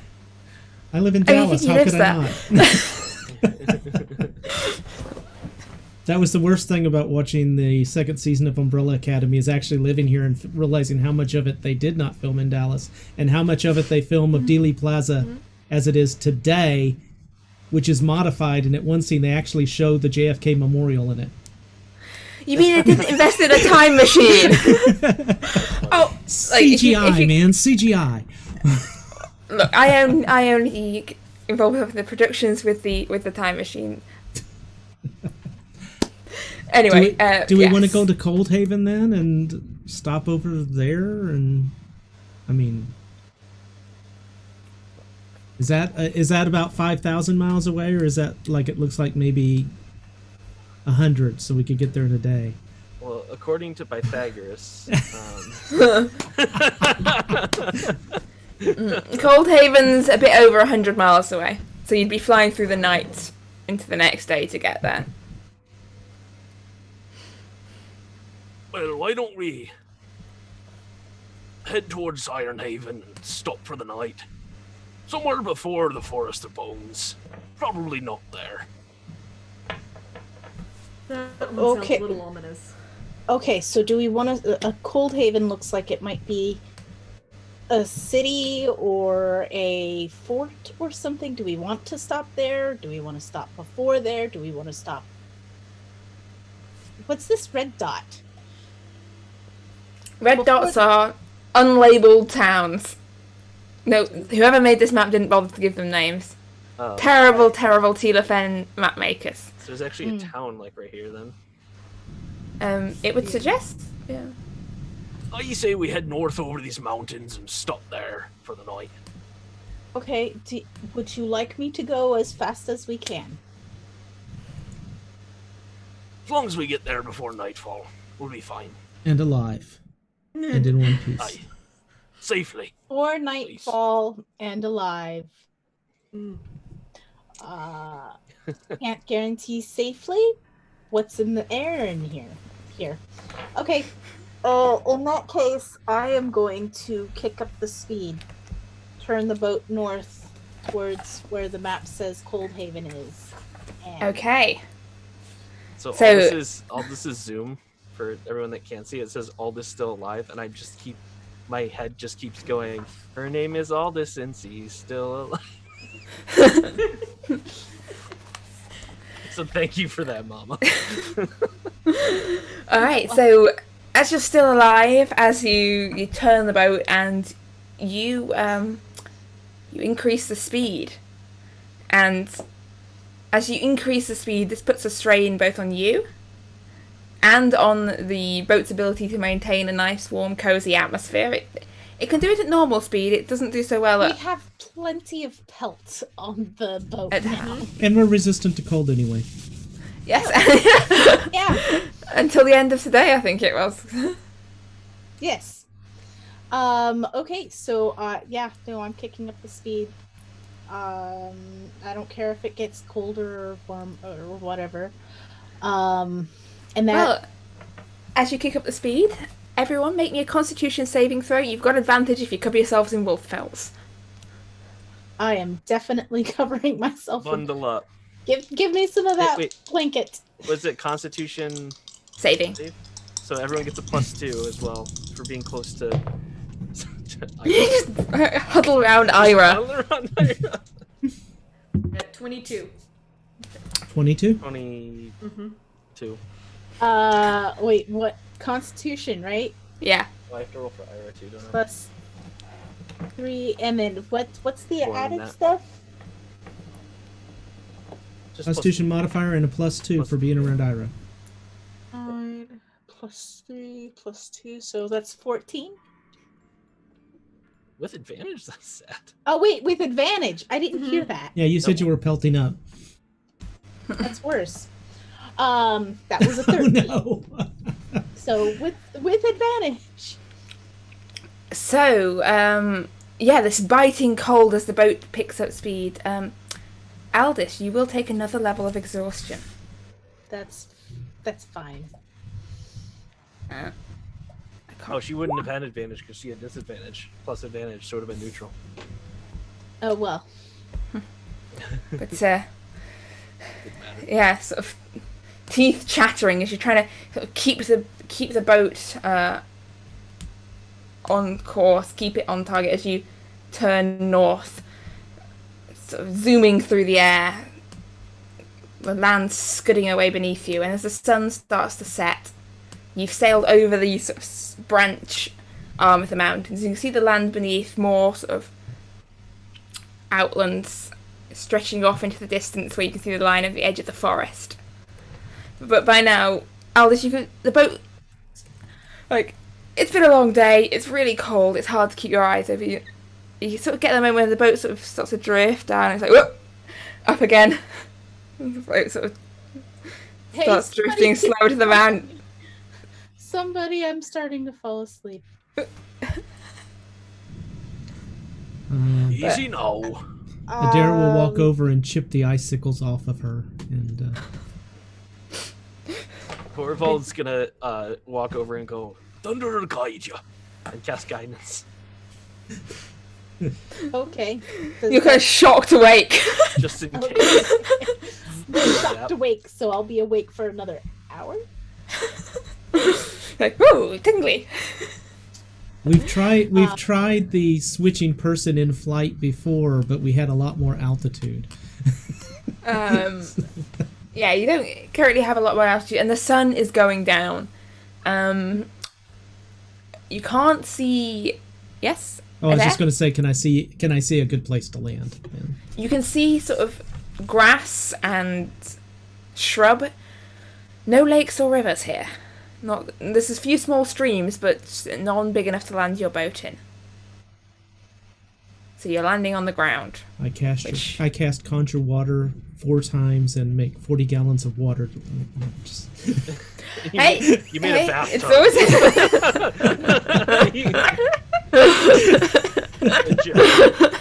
Like, Hey, I tried. It's a bathtub and a massive boat. Like,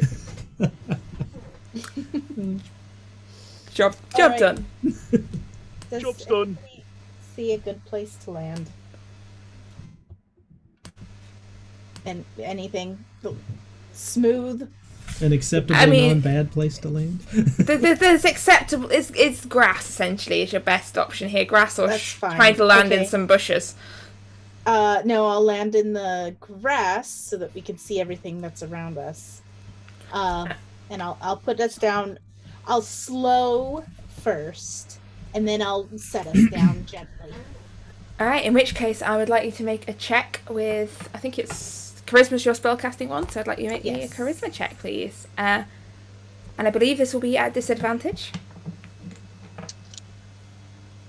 You have a plus 1d4.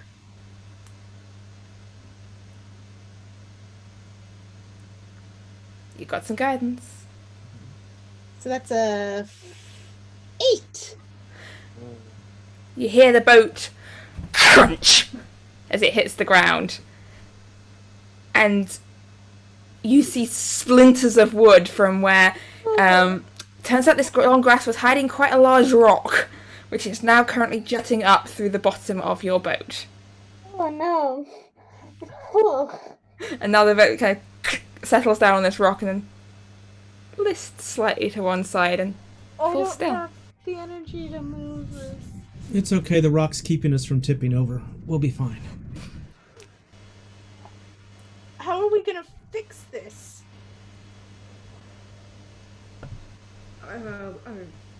I'm gonna get out of the chair. You said the rock is going straight up through the bottom of the boat? Yeah, it's sort of like the planks are sort of buckled and snapped and broken where it's landed quite heavily on this rock. So you can see just the top of this rock peeping out through where the planks have actually snapped, but the rest is kind of smashed and broken wood. Well, it's a good thing we don't have to go on water. I wonder, Torvald, if you could make legs that we could put on the side of the ship, you know?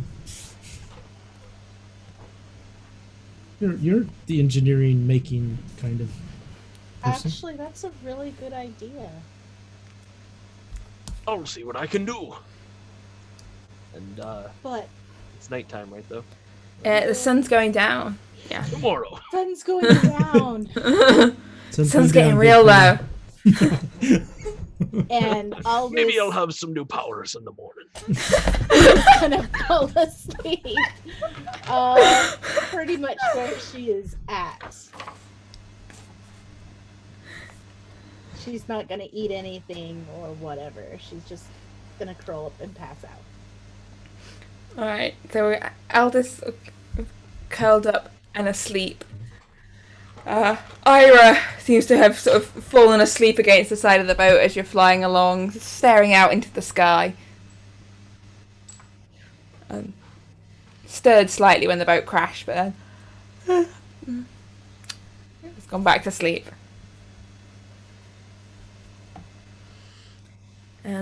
Adair, Torvald, and Krasara. You're left awake. You can see out from you stretching this sort of lumpy grassland, the sort of low rises of rocks here and there, clumps of trees.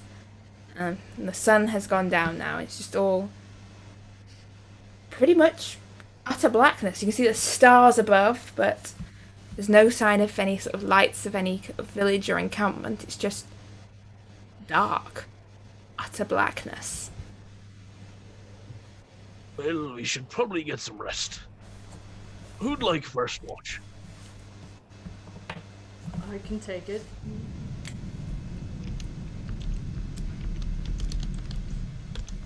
All right. Alright. I'll take second. Torvald will take third, I guess. Oh, make a fourth.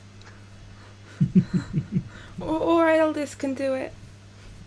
Eldest doesn't stir. Alright. Sleeps heavy when she's tired. So you've come a long way in one day. You've killed a Fey King, and now it's been lots of fresh air. Just definitely it makes you sleepy. You easily collapse down into sleep. First of all, Krasara, as you're keeping watch, I would like you to please roll me a d6 and also roll me a perception check, please. Are you lighting some kind of fire to keep yourselves warm in the night, or? We had that thing on the ship. The bubble. Yeah. So. Yeah. Yeah. So is it just? Yeah. So it's complete darkness. You're not going for any kind of fire or anything. Okay, so that is a 13 and a 1. Oh yes, because you're exhausted. You fall asleep. Oh no! Hang on. Was that 13 on the? Was that 13 with disadvantage? So the one was the d6. It was just one. All right. What's the perception? I thought that was the two perception ones. Perception's 13 and my d6 was 1. And with disadvantage, the perception is? 13 because I rolled a 17 this time. All right. Yeah. So yeah, you are just about to able to keep yourself awake when you hear a noise out in the darkness, in the utter blackness. You hear. Or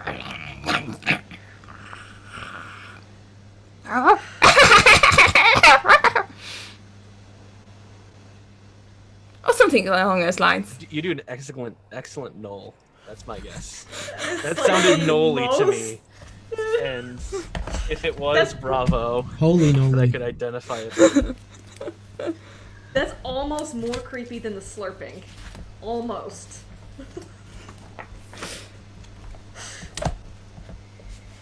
Yeah, you hear something that sounds a bit like that in the night, and then you hear a second one echoing off in the distance.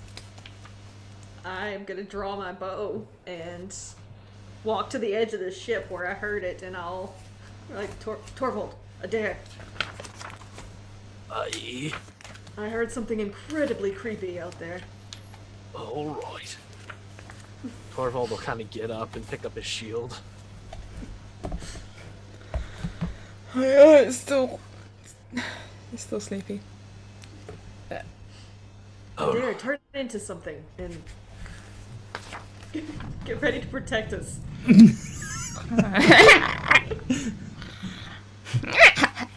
Can't do anymore. Was that the sound you heard?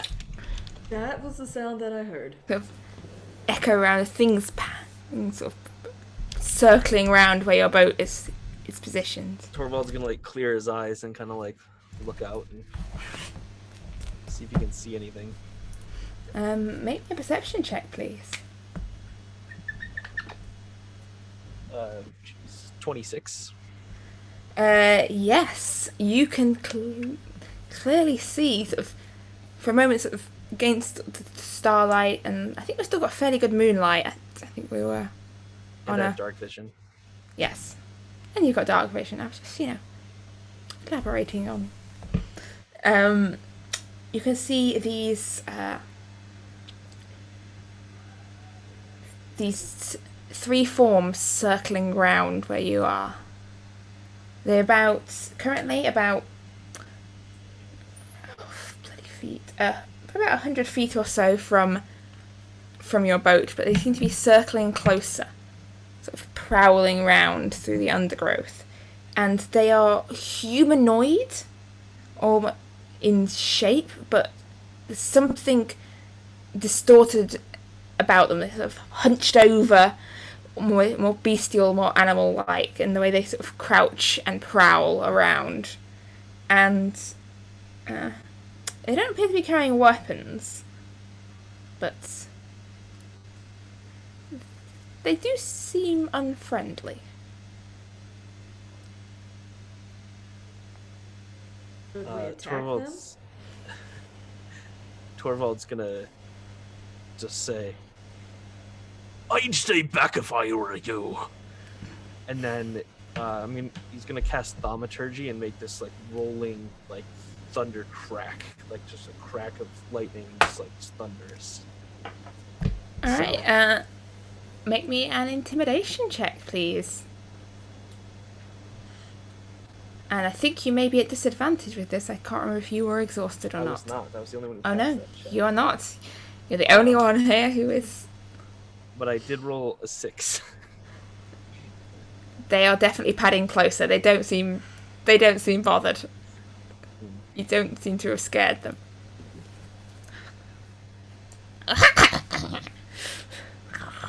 Well, you want to do it the hard way, I see. How close are they? 60 feet. Okay, how close are they to each other? Two of them are sort of close, about sort of 10 feet away from each other. The other third one is about sort of 90 degrees angle from them, so 100. Let's say 100 feet. Pythagoras doesn't exist in this world, we've already established that. Alright. So yeah, two are together, one's further out. So Torvald's gonna... I think at this point, what I might be asking for is an initiative roll. Okay. Who's awake? Well, Adair is, because we've been speaking, I guess. Yeah. All this is asleep, and we go put little pieces of cotton in her ear so she won't get woke up by any of this.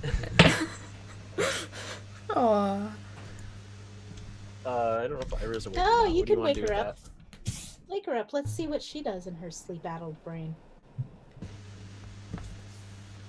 I've already seen her shoot a hole into somebody's chest. I don't want to be in the way of that. So, as Torvald's sort of lining up this, working out what he's doing, it's up to you, but if you want to, either Adair or Krasara has a chance to do something first, and Aldous if she is awake or chooses to be awake. Nobody's woken her up yet. I'm going to say, Torvald, I can't see them. If you can light them up, I can target them, and I am going to hold my action until they do something aggressive, and at which point I'm going to conjure lightning and zap their butts. Okay. Krasara, you're aware of these creatures out there padding through the darkness. I feel pretty confident these things are going to attack us. Safe to say. Alright, in that case, I'm going to draw my longbow.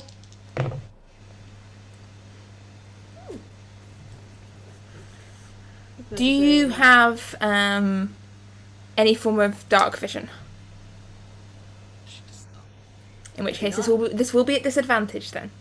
That's okay, because my roll sucked. Because that is a... I mean, disadvantage ain't gonna make it better. So it's a 4 to hit? No. Just...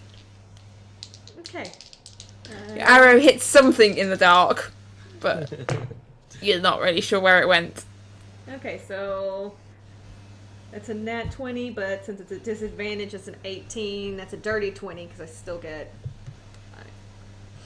Nice. Okay.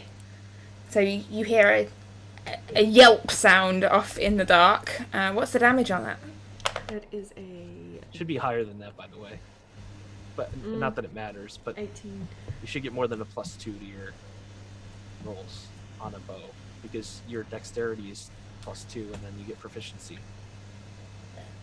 So that would be a 25. Yeah, it doesn't matter for this. Yeah, but just it doesn't matter for that, but yeah. Okay, so add proficiency. Getting it. So I need my D8. Wasn't prepared for this one.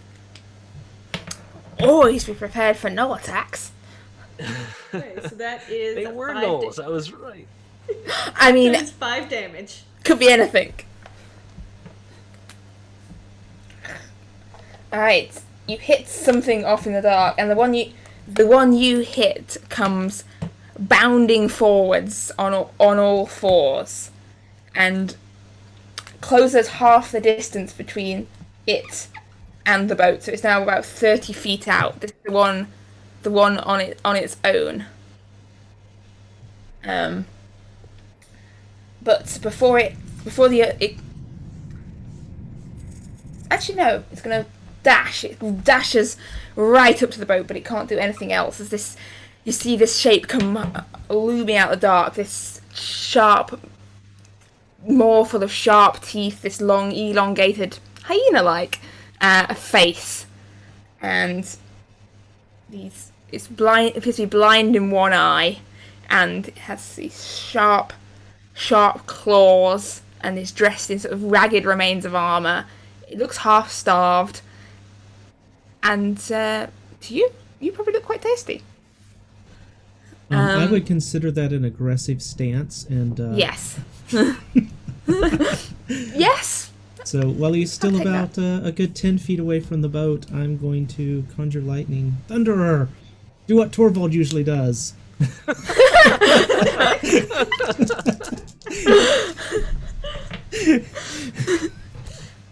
And let's see. Guess he needs to make one of them their. Not actually. What is our saving throw here? Dex 15. And that will be a failure. Oh darn. That'll be 12. All right. So you damage. this bolt of lightning comes down from the night, and then there's this boom of sound as it hits this now quite startled-looking creature. It's hideous, more, and now its hair standing on end.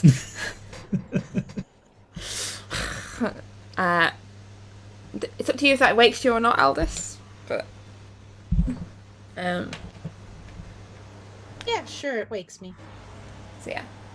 You need me to roll initiative now, or do you want me to wait until I realize what happened? Yeah, roll initiative. I'll put you in the next round. But before the other two gnolls get a chance to act, Torvald, it's your turn. Torvald. I'm surprised that I get to act before them. They rolled a 3. Oh, nice. It's not good.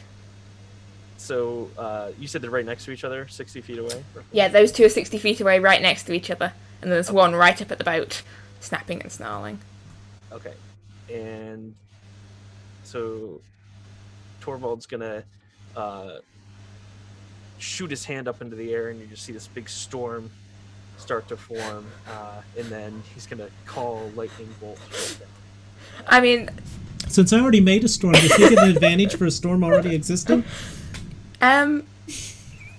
technically yes. If conjure lightning, you meant call lightning. Call lightning, I'm sorry. Call If you're lightning, using my the bad. same, if you're using the same Yes. storm as a dare, you can have the extra thing for a storm already existing. If you're summoning your own storm, No, I'll just boost his storm. Our and two, it'll just be like- two storms fight against each other.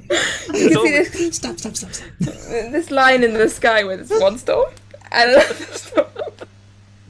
Our storms are touching. How do you feel about that? It's okay, bro. It's okay. All right. Let's As long as we don't cross storms, we're good.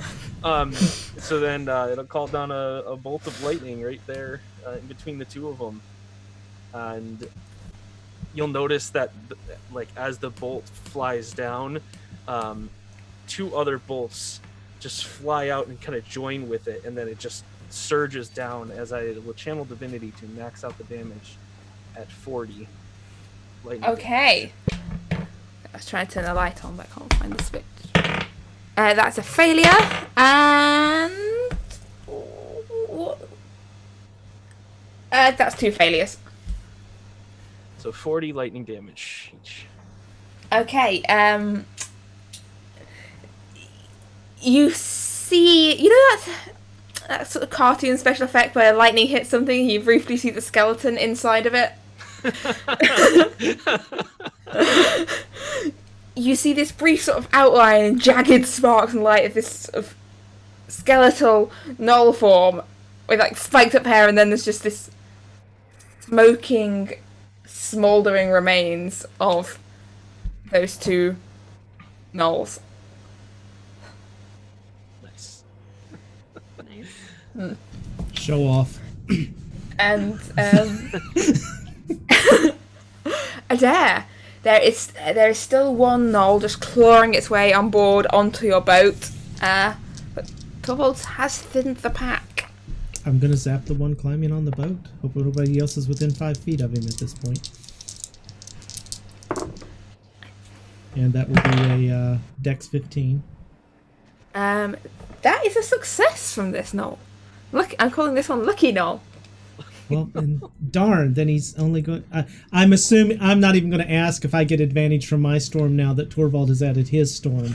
That I get that additional dice. So that You is can't just keep stacking the storms. Let's just call all the storms. it's going to be 9 lightning damage.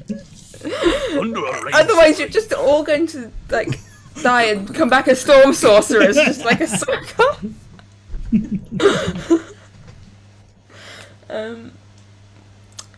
What was the damage? 9 lightning. 9. Okay.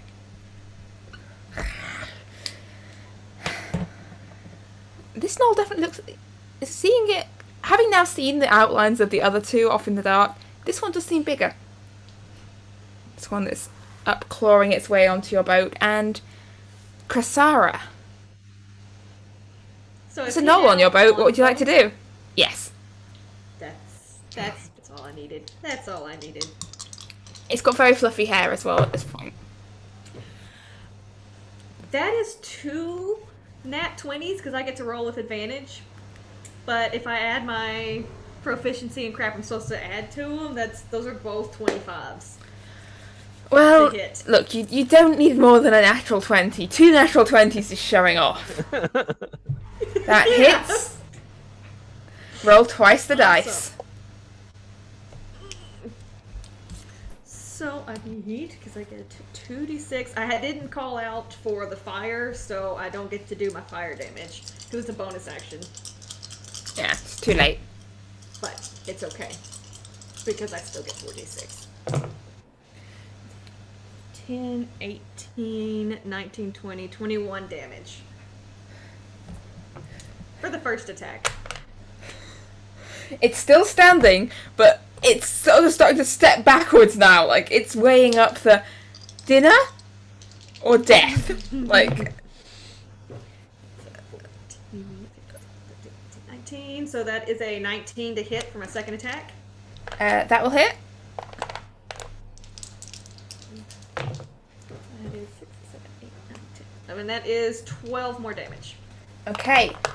It's staggering back off the boat, but Aldous, you're woken up by all this noise of lightning raining down around you, to see Krasara swinging her maul at this hideous hyena beast that's clambering onto your boat.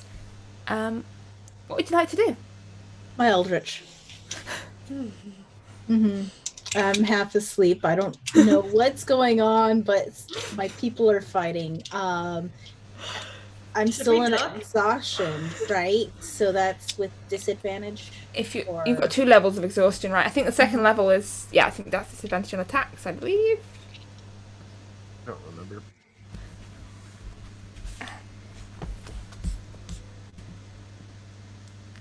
I very rarely get First one exhausted. was a 4,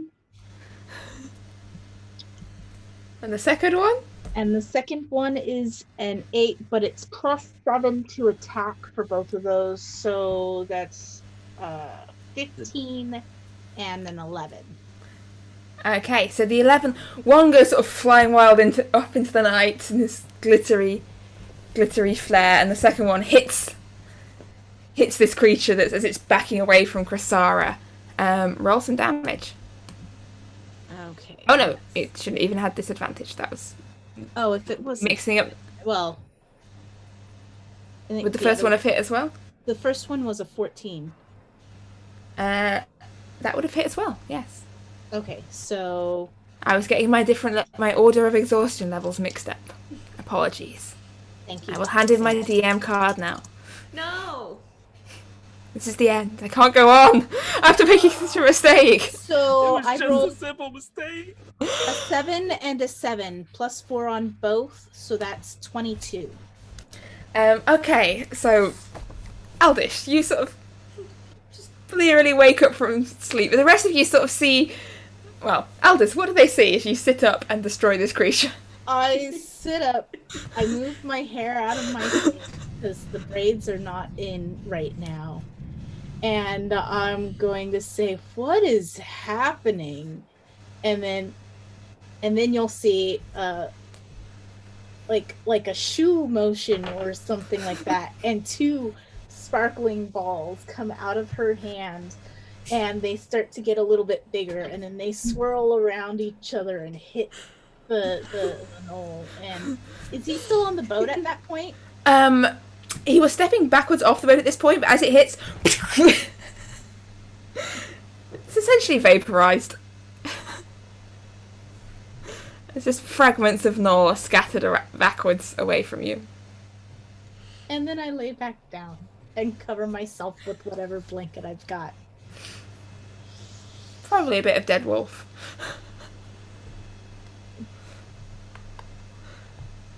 But, yeah. Torvald will look around to see if he sees anything else.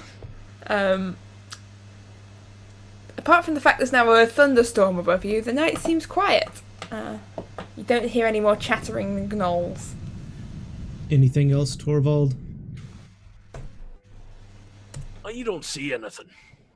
I'll disperse the storm and go lay down and fall back asleep. Well, depends if Torvald's dispersing his half of the storm. Well, it's my part's dispersed, so.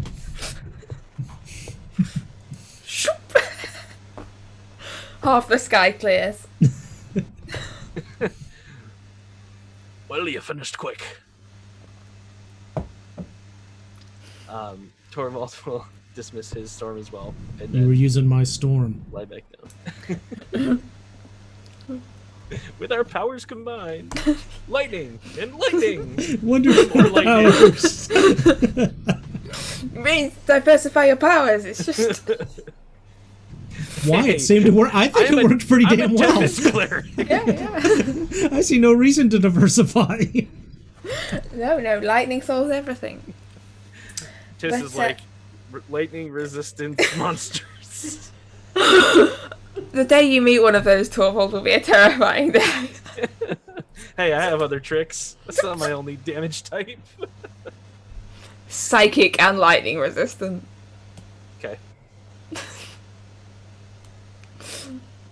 Like a giant lightning powered automaton. Guess what? Automatons are inorganic, so Shatter has advantage. And it's not lightning damage. Back to the drawing board, everyone. Wait, I shouldn't tell you these things until. We'll get in one. It's too late. Yeah, that's terrible. I wouldn't be able to do anything. But yeah, as Adair drops back to sleep, Krasara, the rest of your watch, the night. You can just smell the faint smell of singed knoll and burnt hair drift towards you. But other than that, the night is eerily still and quiet. Like the last time it's been this quiet at night was probably back out on the bitter ice. You've been in cities and civilization for a good while, and forests which are rarely quiet. But yes, your watch passes peacefully, and I think it was Adair next. What is it this time, Chrysara? Other than those 3 jerks that attacked us, I haven't seen or heard anything. It's a bit strange. It's completely silent, except for Tor, snoring, but it's just... Don't call me Snorval for nothing.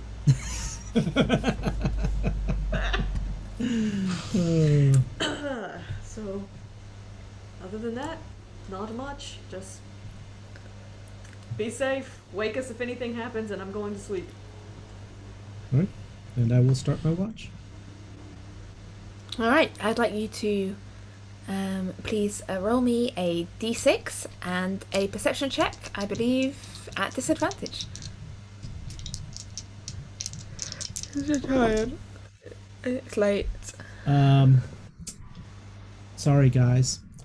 That's going to be a nat 1 on perception. I do get whatever, let's see. We can boost that up to a 5, but it wasn't at 1. And that is a 6 on the d6. Okay, so a 5 and a 6. So it is very still and quiet on your watch. Nothing seems to be stirring out there in the darkness.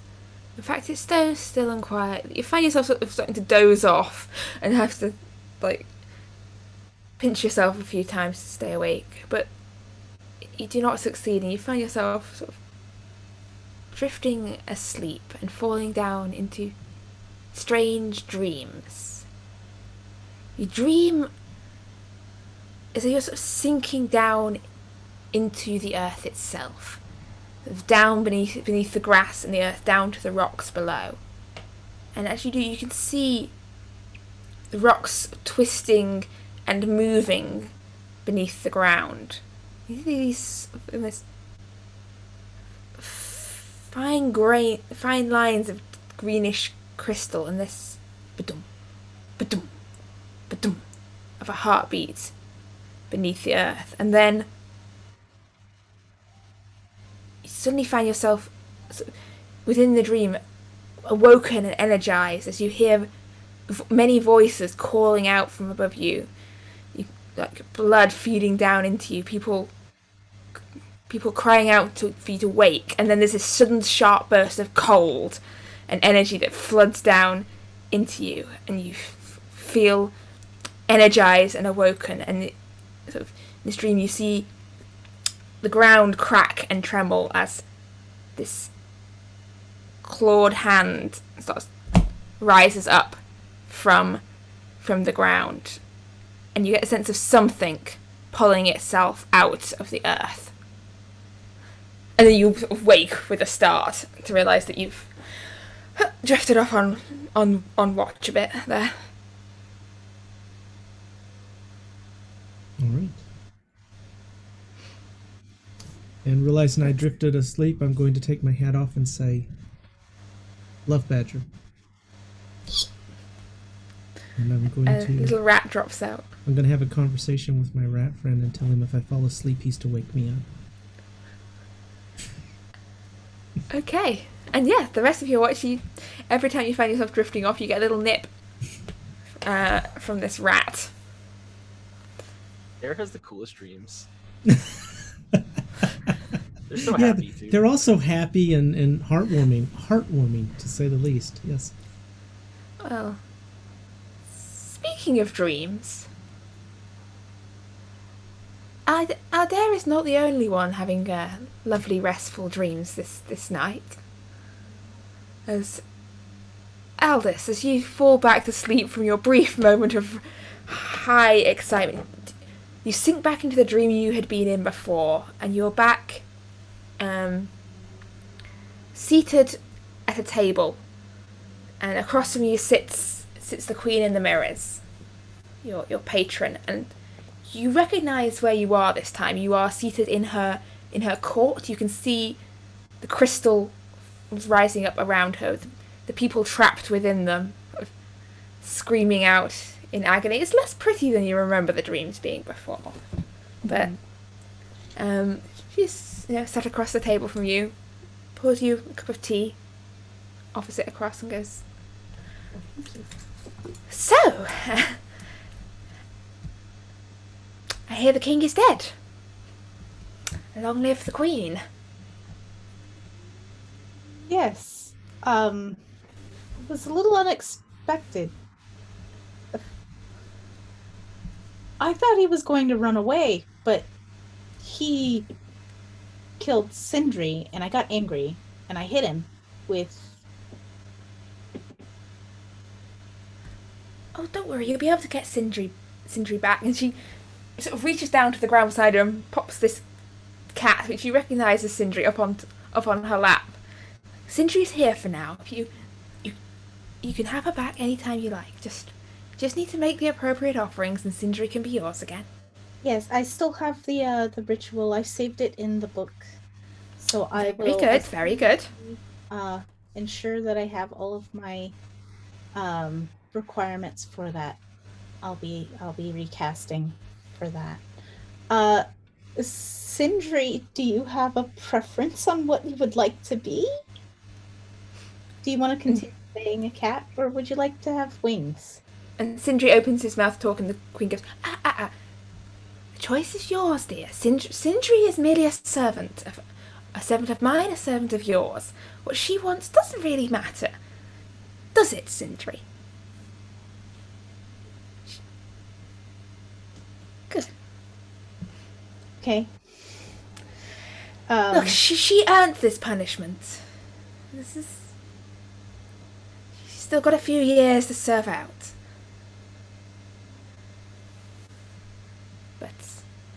But yes, I was quite surprised by how fast the king went down. I hadn't realised his powers had waned so much. But which is odd, because it was Midwinter Day. Yes. But he has always been a little overconfident and prideful. Perhaps there used to be many more of them. Now I suppose there's only one of them left, the little one. What does she call herself? Olwen. But the fragments of winter, perhaps not as strong alone as they were together. But trust that not all Fae can be quite so easily vanquished. Some of us are a little smarter than to foolishly charge into battle on wolfback. An immortal soil of no less. Okay. But anyway, enough about all that. You've taken out a great rival of mine. You have, in general, improved things a lot for me in the future. Opened up new opportunities. What would you like in return, Eldest? What can I teach you? What can I give you? What would you like? Anything in mind? I haven't thought of anything just yet. I'm not sure. No? Not yet. I haven't thought. It's been a really long couple of days, and I've been really tired. Oh, don't worry. You're getting your rest now, dear. Yeah, I saw you've had a very busy time. But there is just ask and I can provide. There are so many gifts I have to offer. Just invoke my name and they shall be yours. Thank you. Thank you. And always don't forget the little disappearing trick I taught you there. Right. I haven't forgotten, but I haven't needed to use it yet, which has been beneficial. Okay. So, yes, I thought I was going to have to use it earlier. Anyway, well, I'll let you get your sleep, and I'm sure we'll talk again soon. And say thank you to Krasara for me. I will. Have a good evening. Sindri, I will see you very soon. Meow. And the dream fades away. And it's probably around this time, as Aldous sinks deeper into sleep, that Adair, the time for the end of your watch comes around. Your rat has kept you awake. I think Torvald was next. Torvald? Go over and shake Torvald. It's time for your watch, friend. Did you see anything? No. No, I didn't. It was quiet. Too quiet. If you'd like, you can borrow my rat to help you stay awake. You seem to be unusually tired lately. I feel fine, thank you. Your choice. I guess it can stay. How will it keep me awake exactly? Do I have to eat it first? If you fall asleep, it'll bite you. And you see bite marks all down Adair's farm. It better not bite me if I'm not sleeping. It won't like what happens when it bites me. I can make no guarantees. So Torvald will just head out to start patrolling. Alright.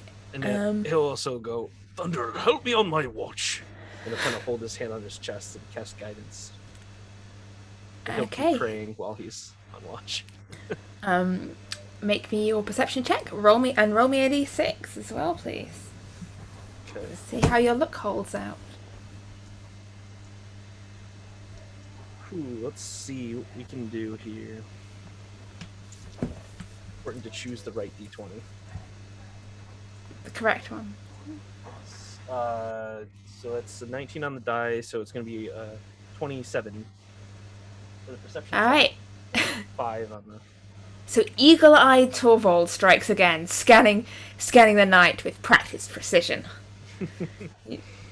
And you can see the stars shining brightly up above you, and then you see a silhouette pass across the stars. You see the distinctive silhouette of something large, well, larger than large, something in an enormous lizard-like shape. Just it doesn't stop, doesn't seem to notice you, but it passes by high up in the sky. And you recognise the silhouette of a dragon passing above you. Can I tell what kind of dragon it is? Or is it just a silhouette? It's just a silhouette, and you can't see colour. Because it's dark vision. All you can tell is it's definitely quite a lot bigger than the one you killed previously. And it circles round and seems to be heading west. Heading west? West. Okay, so like kind of the direction we're going? One could say that, yes. Okay. And you hear off in the distance this roar echo off the mountains. This distant echoing roar. And then another sound faintly off in the distance that sounds almost like large rocks being thrown. The crash, crash. Thud of crash of loud rocks and faintly yelled words carried on the distant wind. less perceptive man might not have heard them, but what languages do you speak again, Torvald? Giants and In which case, yeah, you understand what's being shouted off in the distance. And it would roughly translate from giant as, "Piss off, giant lizard." which direction was this? West. West. Okay. So It's then hard to in- pinpoint. It sounds like it's a fair distance off, but yes. Gotcha. Distant yells in giant and the sound of rocks being thrown. But other than that, your watch passes rather peacefully apart from that. And you are able to wake up Ira to take the final watch, which she'll happily do. And skip ahead to morning as the sun rises slowly, eventually sort of peeking its head above the Astera Mountains and shining faint wintry sun down on your boat, the large hole in the bottom of your boat, the scattered remains of knolls around you. And good morning. So I would say we got a You've had a really long rest. Oh yeah, you have a really good long rest. Yes, you've had the best long rest. So good that you feel healthier than you did when you went in than yesterday morning. You feel like you No just more got better. exhaustion. No more exhaustion. You just generally you feel really good this morning. Like. Do we feel like a level 8? Good? Yeah, you feel like a level out of all the levels of goodness. You're definitely a level 8 of goodness here. Like, as I said, better than you did yesterday morning. This is a definite improvement. Maybe it's just the cleaner air on this side of the mountains, the fresh land. But yeah, it's a good morning. Apart from the hole in the boat.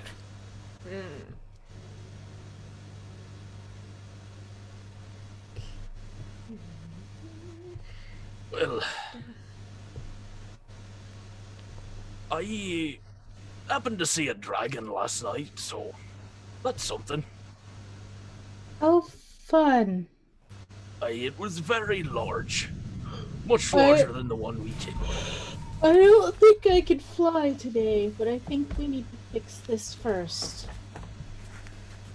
I'm afraid I had another dream last night. Oh, dreams. I had fun too.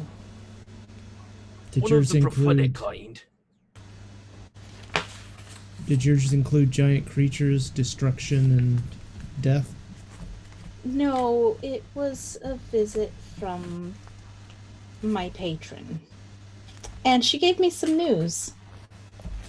Apparently Winter had been losing power and that he had a lot more siblings and that they were stronger together than apart. And the last one left is Olwen. But what does that mean? Is she in danger? Maybe? Maybe not. In danger from who? Not sure. I don't know if my patron's going to make a move or not. She didn't seem like... She seems much more calculating. So she might wait a while. But I don't think it's going to be anytime too soon if she does. Hopefully the Mist King got wind of that before she did. I told him the kingdom is his as long as Olwen does not want it. Perhaps that would make him stronger, and she won't move against him. I don't know. The Fae or something else entirely. Except Olwen, she's perfect.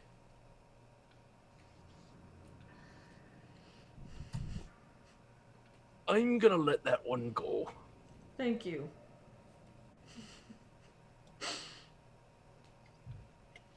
So what is the plan today? Well, we continue to Ironhaven. And hopefully find out where the next piece of the wand is. The faster that we can get these wand pieces, the faster that we can get my daughter, so I'm okay with this. All right. Anything else happened last night that we should know about?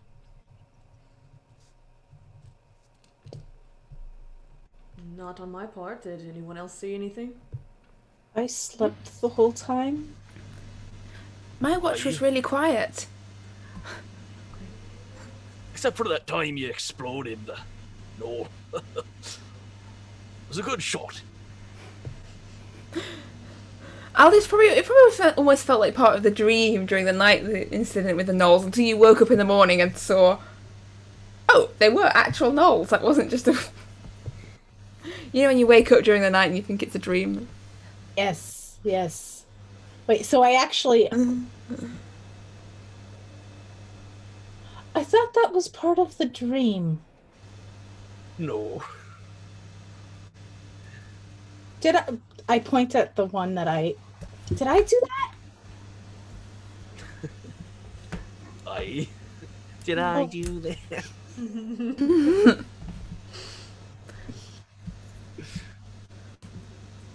Aye, that was you, and those were me. I helped.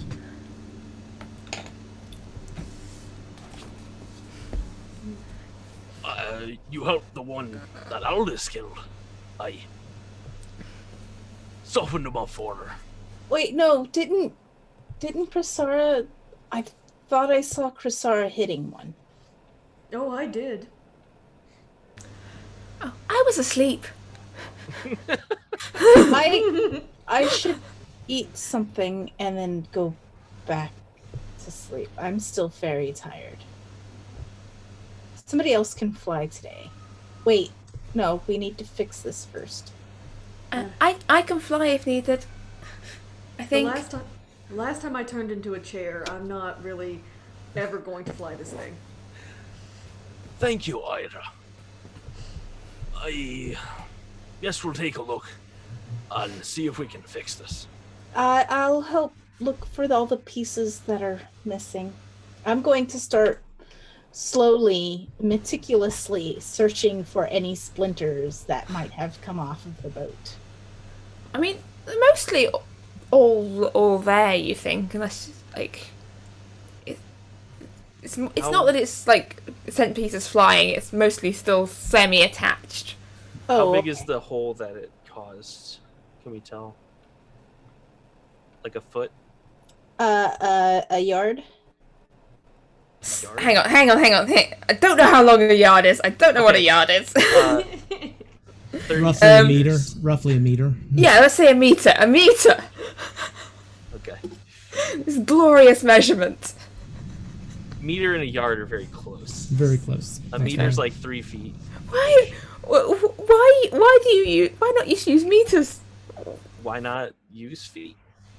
Why I not- mean, why you guys started it with the feet, and then you decided to do meters. So you're the just ones 'cause who are we've messing started up, it not us. I just want to be clear on this. Hey, I understand the feet. It's like, but why do you need a yard if it's basically the same as a meter? Well, it's 3 feet exactly. Yeah, and a meter's not. Yeah, to be fair, I think we still use yards for some things, annoyingly, on roads. I don't know what it means. It's like, it's some distance away.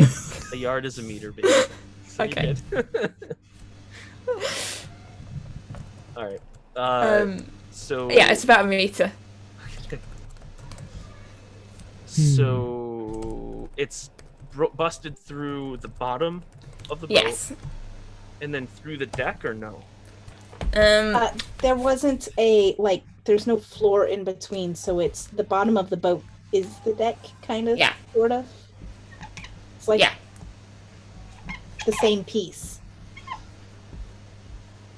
Yeah. Like Yeah, a your rowboat. yeah, your boat is it's like a long boat. It's got a curved. Okay, I pictured it like as like a boat with like a deck on it, like that. It's like a rowboat, but bigger. Gotcha. Okay, because I'm the deck looks flat, so that's what I was thinking. It was like, That's because I've never updated the token with a better token. I gotcha. So we're talking like okay. So you've got this rock where you've landed, and then it's kind of splintered up the deck, like so. Gotcha. Okay. Does that make sense? Yes. Okay. All right, Ira. Why don't you see if you can move the boat away from the rock? Hang on. I'm gonna get off the boat before this happens. Well, then she's got to land it. To And get the you boat back. starts to lift. It sort of gives a little wobble and seems to almost be listing heavily to one side as it lifts. And the first thing you notice actually is the fact that as it lists slightly, you find yourself sliding across the deck in a way you don't usually. It does seem that the gravity is broken. Oh. Awesome. Uh-oh. But Ira sort of lifts the boat up and goes, What am I meant to doing? What am I meant to be doing with it? Where do you want it? Hold her steady. Okay. So then, like, so it's kind of like splintered up. Like, Yes. with words. So Yeah. Torvald's gonna try to like push them down and to like get them as close to they were before. How I mean, is that's the situation like? There's still some jagged edges and sort of bits that don't seem to match up quite. How I'm trying to think what the appropriate check for. Well, I would like to cast mending. Okay. I just want to make sure there's not like huge gaps because it can't do anything over a foot. A third of a Oh no. foot. Yeah, you'll be. I know how long a foot is. It's 130 centimeter ruler, more or less. Yes. Okay, so Torvald's gonna put his hands down and say, "Thunder, help mend our vessel." And you start to see these little like jumps of electricity as they almost like stitch it together and just pull it, and then you see it like crackle and it kind of like fuses together the bits of wood. And as it fuses back together, you feel there's almost adjustment in. You feel more secure on the deck as the gravity is restored. Well, looks like that did it. Are we good? I think so. We just I'm gonna get back on the boat. probably need to be careful of rocks. It looked like it was just grass. I'm sorry. Oh, I didn't mean to say anything nasty to you. General, Ira just will generally be nice and Ira-like.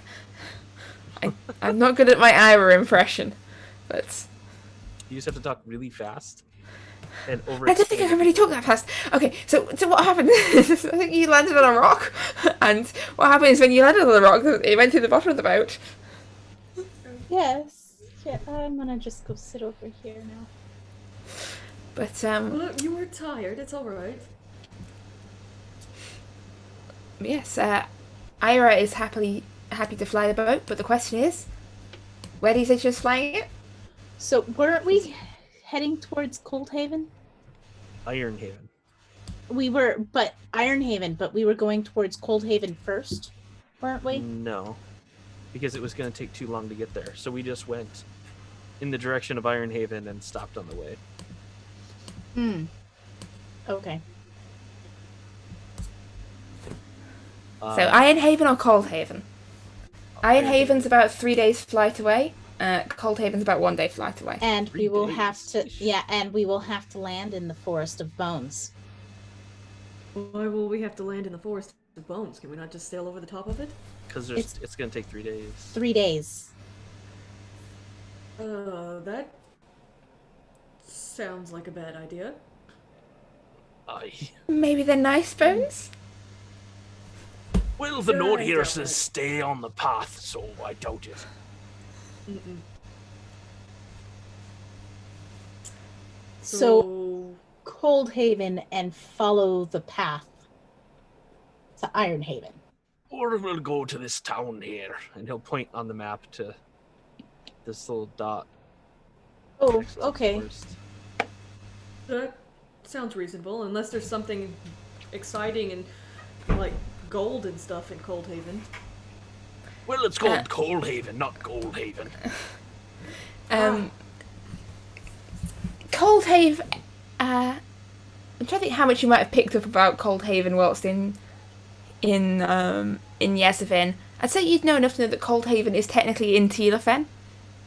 It's back over the other side of the mountains, and it is a primarily dwarven mining settlement. So they probably do have gold. I'm fine with the mini town, so we don't have to go back over the mountains. Aye, and it's not in the wrong direction either. But I Right. figured you would know somebody in Coldhaven. Aren't you all related?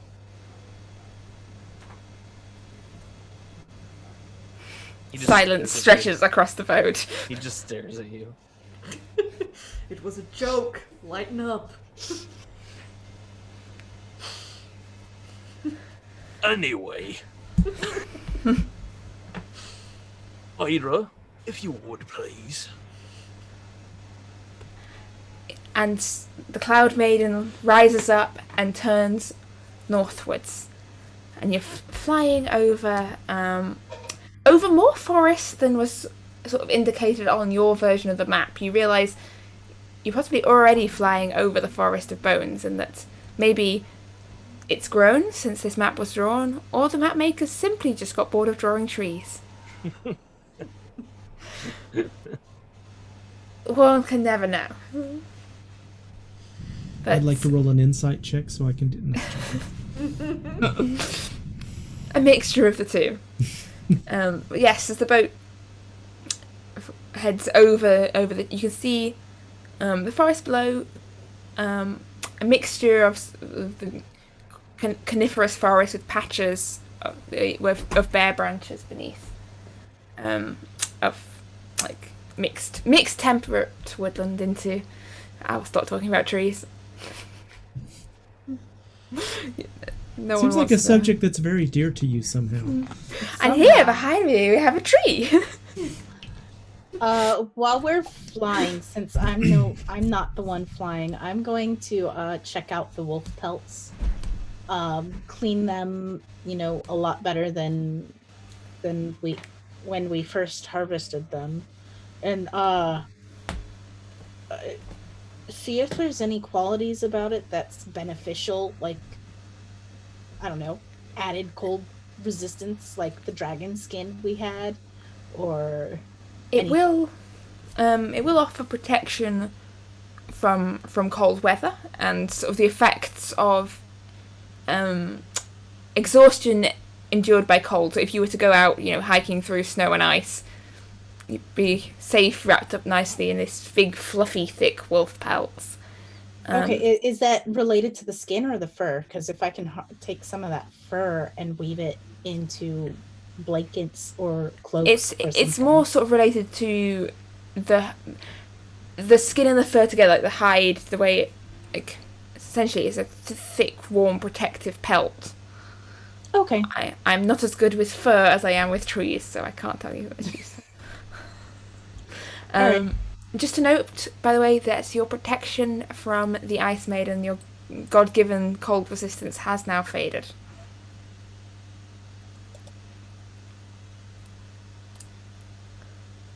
It was a short-term deal. But yes, the handprints off your forehead have faded away. Okay. But yeah, you've got these nice cozy pelts, and They're clean. Yeah, and as the boat glides onwards through the day, this forest beneath, it's a lot quieter than the Kethri forest and the Hexlog that you've flown over previously. And Adair, you are, very well acquainted with forests. There doesn't seem to be much bird song or sound of anything from the forest beneath. It's quiet down below. And you fly onwards through the rest of the day until we're getting into late afternoon as you see ahead of you smoke rising up to the sky. And you hear the sound of shouting, you hear the clang of metal on metal. And as you see ahead of you coming into view this small settlement with this wooden palisade built around it, and with figures running to and fro along the top of this palisade with bows and arrows and weapons, and you see steadily marching towards this town is a group of giants carrying large boulders and weapons. And yes, do you have a question? I was going to say, from what direction? The giants appear to be marching from the north. North. Okay. And as this town comes into view and you see this fight underway ahead of you, I think that is where we're going to finish today. Another war. Well, at least we're rested. Thunder will be happy. Hey, it's not too late. War. You can just turn around and go, no, wrong town, let's go the other way. Okay, I guess when I'm done cleaning the skins, I'm gonna fall asleep again. So when we land, however long this flight takes, Your exhaustion has cleared by the time we by the time we land. Okay, I'll take By the care of time- that when we Wow. start up next. And Why were I'm you pretty exhausted? I'm pretty Got a sure long those rest. giants are stoned. So I had 2 levels of exhaustion. we'll Oh, be long rest alright. only gets rid of 1? Mm-hmm. Oh, I didn't know that. Yep. But, That's brutal. That's why you got to watch out for exhaustion. I think you only did so well in the Winter King pack because you succeeded quite well in several of the exhaustion-related saves, Yeah. especially with regards to like the little ice fairies, because their weapons were causing exhaustion. I love how Yeah, I 6 got is hit. I death. think by the first one It's just was death. the exhaustion. Yeah. Was due to the fairy. So if you'd taken a few of those and not succeeded, that might have gone quite badly. Thank you, Ira, for giving us +2 to saves. That's right. Absolutely. That Yeah. helped. It was pretty I epic. am sad. I was not close enough. You were not. But, Mm-mm. no. Thank- But on the other hand, you were far enough to escape the other things. But Mm-hmm. It's true. you win Thank you some, for you lose everyone who some. joined us and cheered us Oh, yeah. on, or those of you who didn't cheer us on. Yes, I was watching Shanky. I saw that. Oh yeah, there's still like TPK. TPK. Okay.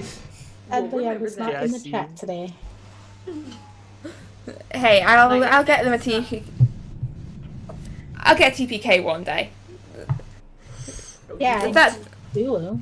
Not us. I'm sure Not we'll on keep my giving you watch. opportunities. So but you've just helped wake something lovely up out there somewhere. she's working her way through. So it probably starts with a T and ends with Urask. No. Yeah, that's What? fun. That was- No, it was like, that's not really a Taraski. Yeah, that's true. That's not a Taraski thing to do. But I'll leave it well. You don't know. You don't know where it is. You don't know what it is. I don't know, your impressions are pretty spot on. Like, I knew it was a null right away. So. yeah, that was a good null. That was pretty good. I've got an alternative career lined up. My acting skills lie in gnolls and slime. Hey, All right. everyone has their niche, right? Yeah. I have a nephew too. Yeah? But yes, next week, will our heroes decide to help this mystery unknown town Or will they decide to fly on by? Why is this town being attacked by giants? Who will win? Can we What learn is going on? If anyone knows, please let me know. I'm scared. And what else will they find beyond in the Western Wastes? A land of dragons, giants, ghosts, and gold. Gold. We will definitely find some gold.